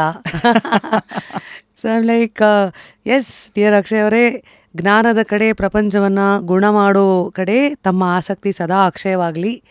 I think rest will fall in place. I guess this is us professional secret for you. Thank you ma'am. Thanks a lot. Next ರಿಪೋಸ್ ಕಡೆಯಿಂದ ಒಂದು music pill. Thank you. Yes, ಒಂದು ಮಾತಿದೆಯಲ್ಲ, good doctor treats the disease, ಆದರೆ great doctor will treat the patient ಅಂತ. I think ಇವತ್ತು doctor Akshay ಹೆಸರಿಗೆ ತಕ್ಕಂತೆ ನಮ್ಮ ಕ್ಯೂರಿಯಾಸಿಟಿನ ಟ್ರೀಟ್ ಮಾಡಿದ್ದಾರೆ. ಅದೇ ಅನಿಸತ್ತೆ, ಈ ಮೂಲತಃ ಅದನ್ನು ಕರೆಕ್ಟಾಗಿ ಟ್ರೀಟ್ ಮಾಡಿದ್ರೆ ಬಾಕಿ ಎಲ್ಲವೂ ಲೈನಿಗೆ ಬಂದ್ಬಿಡುತ್ತೆ ಅಂತ. ಸೊ ಡಾಕ್ಟರ್, ನಿಮ್ಮ ಎಲ್ಲ ಮಾತುಗಳು ಮೇ ದಟ್ ಬಿ ಅ ರಾಮಬಾಣ and reminder for us, so that ಅದೇನೋ ಹೇಳ್ತಾರಲ್ಲ, ಮಾಡಬೇಕಾದನ್ನು ನಾವು ಕರೆಕ್ಟಾಗಿ ಮಾಡದೆ ಕೊನೆಗೆ ನಿಮ್ಮ ಹತ್ರ ಬಂದು ಕೂತ್ಕೊಂಡು ರಿಪೇರಿ ಮಾಡಿ ಅಂತ ಆದಷ್ಟು ಆಗದೆ ಇರೋ ಹಾಗೆ ನೋಡ್ಕೊಳ್ಳೋ ಹಾಗೆ ಸಾಕಷ್ಟು ವಿಚಾರಗಳು ತಿಳಿಸಿದ್ದೀರಾ. ಆ್ಯಂಡ್ ಅದಕ್ಕೂ ಮೀರಿ ಕೆಲವುದೆಲ್ಲ ಕೈ ತಪ್ಪಿ ಈಗ ರೈಲ್ ಹೋದ್ಮೇಲೆ ಟಿಕೆಟ್ ತೊಗೊಂಡಿರೋ ಕೆಲವು ಕೇಸಸ್ಗಳಿಗೆ I am sure you will always show them the light through science, technology and the empathy that you have. Amazing. I hope you enjoyed ನಿಮ್ಮ ಫಸ್ಟ್ ಪಾಡ್ಕಾಸ್ಟ್. ಖಂಡಿತ. ಸೊ ತುಂಬ ಧನ್ಯವಾದಗಳು ನಿಮಗೆ. ಏನಕ್ಕೆ ಅಂತ ಹೇಳಿದ್ರೆ ಇದು ನನ್ನ ಫಸ್ಟ್ ಪಾಡ್ಕಾಸ್ಟು, ಬಟ್ ತುಂಬ ಕಂಫರ್ಟಬಲ್ ಆಗಿ ನೀವು ಫೀಲ್ ಮಾಡಿಸಿದ್ರೆ ನನಗೆ ಎಲ್ಲೋ ಒಂದು ಕಡೆ ನಾನು ಮನೇಲೇ ಕೂತು ನನ್ನ ಫ್ರೆಂಡ್ ಜೊತೆ ನಾನು ಮಾತಾಡ್ತಿದ್ದೀನಿ ಅಂತ ಅನಿಸ್ತು ಬಿಟ್ಟರೆ, ಸೊ ನಾನು ಯಾರ ಜೊತೆನೋ ನಾನು ಮಾತಾಡ್ತಿದ್ದೀನಿ ಅಂತ ನನ್ನ ಫೀಲಿಂಗ್ ನಂಗೆ ಬಂದೇ ಇಲ್ಲ. ನಾನು ಬರಲಿಕ್ಕಿಂತ ಮುಂಚೆ actually I was very anxious, ಏನು ಮಾತಾಡೋದು ನನಗೆ ಗೊತ್ತಿಲ್ಲ ಈ ರೀತಿ ಮಾತಾಡಿ ಅಂತ ಹೇಳಿ. But like good sort of experience and I am very grateful to you for this. ಅರೆ thanks for giving us the opportunity as well. ಸಾಗರದವರು ಅಂದಾಗ ಒಂದು ತಮಾಷೆಯಾಗಿ ಪ್ರಶ್ನೆ ಕೇಳಬೇಕೀಗ, ಕಿಡ್ನ್ಯಾಪ್ ಮಾಡಿದ್ರೆ ಎಷ್ಟು ಎಕರೆ ಅಡಿಕೆ ತೋಟ ಬರುತ್ತೆ ಸರ್ ನಮಗೆ? ಇಲ್ಲ, ನಮ್ಮ ಹತ್ರ ಆ ಥರ ಏನು ಅಡಿಕೆ ತೋಟ ಇಲ್ಲ. ಯೂಶಲಿ ಸಾಗರ ಎಲ್ಲ ಆ ಕಡೆ ಸಾಗರ ಎಲ್ಲ ಇದೆ, ಬಟ್ ನಮ್ದು ಆ ಥರದ್ದಿಲ್ಲ ಯಾವುದು ಅಡಿಕೆ ತೋಟ. Family background? ಫ್ಯಾಮಿಲಿ ಬ್ಯಾಕ್ಗ್ರೌಂಡ್ ನಮ್ದು ಆ್ಯಕ್ಚುಲಿ ಕುಂದಾಪುರ, ಓಹೋ, ಸೌತ್ ಕೆನರಾ, ಶೆಟ್ಟಿ ಅಲ್ಲಿಂದ ಈ ಕಡೆಗೆ ಬಂದ ಅಪ್ಪ ಅಮ್ಮ ಸೆಟ್ಲ್ ಆಗಿದ್ದ? ಓಕೆ, ಅಂದ್ರೆ ನಮ್ಮ ಗ್ರ್ಯಾಂಡ್ ಪೇರೆಂಟ್ಸ್ ಎಲ್ಲ ಇರೋದೆಲ್ಲ ಇದನ್ನೇ ಕುಂದಾಪುರ. ಓ, ಬರೀ ಅಪ್ಪ ಅಮ್ಮ ಮಾತ್ರ ಈ ಕಡೆ? ಅಪ್ಪ ಅಮ್ಮ ಮಾತ್ರ ಈ ಕಡೆ ಬಂದಿರೋದು. Amazing, thank you and thanks again. Thank you ma'am. Yes, I guess until next time. ಪ್ರತಿಯೊಂದು ಎಪಿಸೋಡ್ ಆ್ಯಕ್ಚುಲಿ ಪಾಡ್ಕಾಸ್ಟ್ನ ಎಪಿಸೋಡ್ಸ್ಗಳು they are filled with supplements and nutritious ವಿಚಾರಗಳು ಕಿವಿಗೆ. ನಾವು ಅಲ್ಲಿಂದ ತೊಗೊಂಡು ನಾವು ಎಲ್ಲೆಲ್ಲಿ ಏನೇನು ಬೇಕೋ ಅದನ್ನು ಅಪ್ಲೈ ಮಾಡಿಕೊಂಡ್ರೆ there is so much one can learn in maintaining this body. So ಇವತ್ತಿನ ಎಪಿಸೋಡ್ನ ಕೊನೆಯಲ್ಲಿ ನಿಮ್ಮ ಆಹಾ ಮೊಮೆಂಟ್ಸ್ ಏನು, ಇವತ್ತಿಂದ ಇಲ್ಲಿ ಕೇಳಿರೋ ವಿಚಾರಗಳನ್ನು ಯಾವ್ಯಾವುದನ್ನು ಅಳವಡಿಸ್ತೀರಾ, ನಿಮ್ಮ ಜಾಯಿಂಟ್ಸ್ ಆಗಿರಲಿ, ಬೋನ್ ಹೆಲ್ತ್ ಆಗಿರಲಿ, ನ್ಯೂಟ್ರಿಷನ್ ಆಗಿರಲಿ, ಮೂಮೆಂಟ್ ಆಗಿರಲಿ, ಐ ಹೋಪ್ ಅದನ್ನು ಇನ್ನು ಕಾನ್ಷಿಯಸ್ ಆಗಿ ಉಪಯೋಗಿಸ್ತೀರಾ ಅಂತ. ಅಂಟಿಲ್ ನೆಕ್ಸ್ಟ್ ಟೈಮ್, ನಾನು ನಿಮ್ಮ rapid Rashmi, signing out of just curious Kannada with one and only doctor Akshay. And Akshay ಅವರ ಜ್ಞಾನ ಅಕ್ಷಯವಾಗಲಿ ನಿಮ್ಮ ಜೊತೆಗೆ. ಆ್ಯಂಡ್ ಏನು ಸರ್ ವಿಶ್ ಮಾಡಲಿ? Don't meet him as a patient ಅನ್ಬೇಕಾ? I don't know what to say. Just go with the flow. Thanks again. Thank you ma'am. Thank you.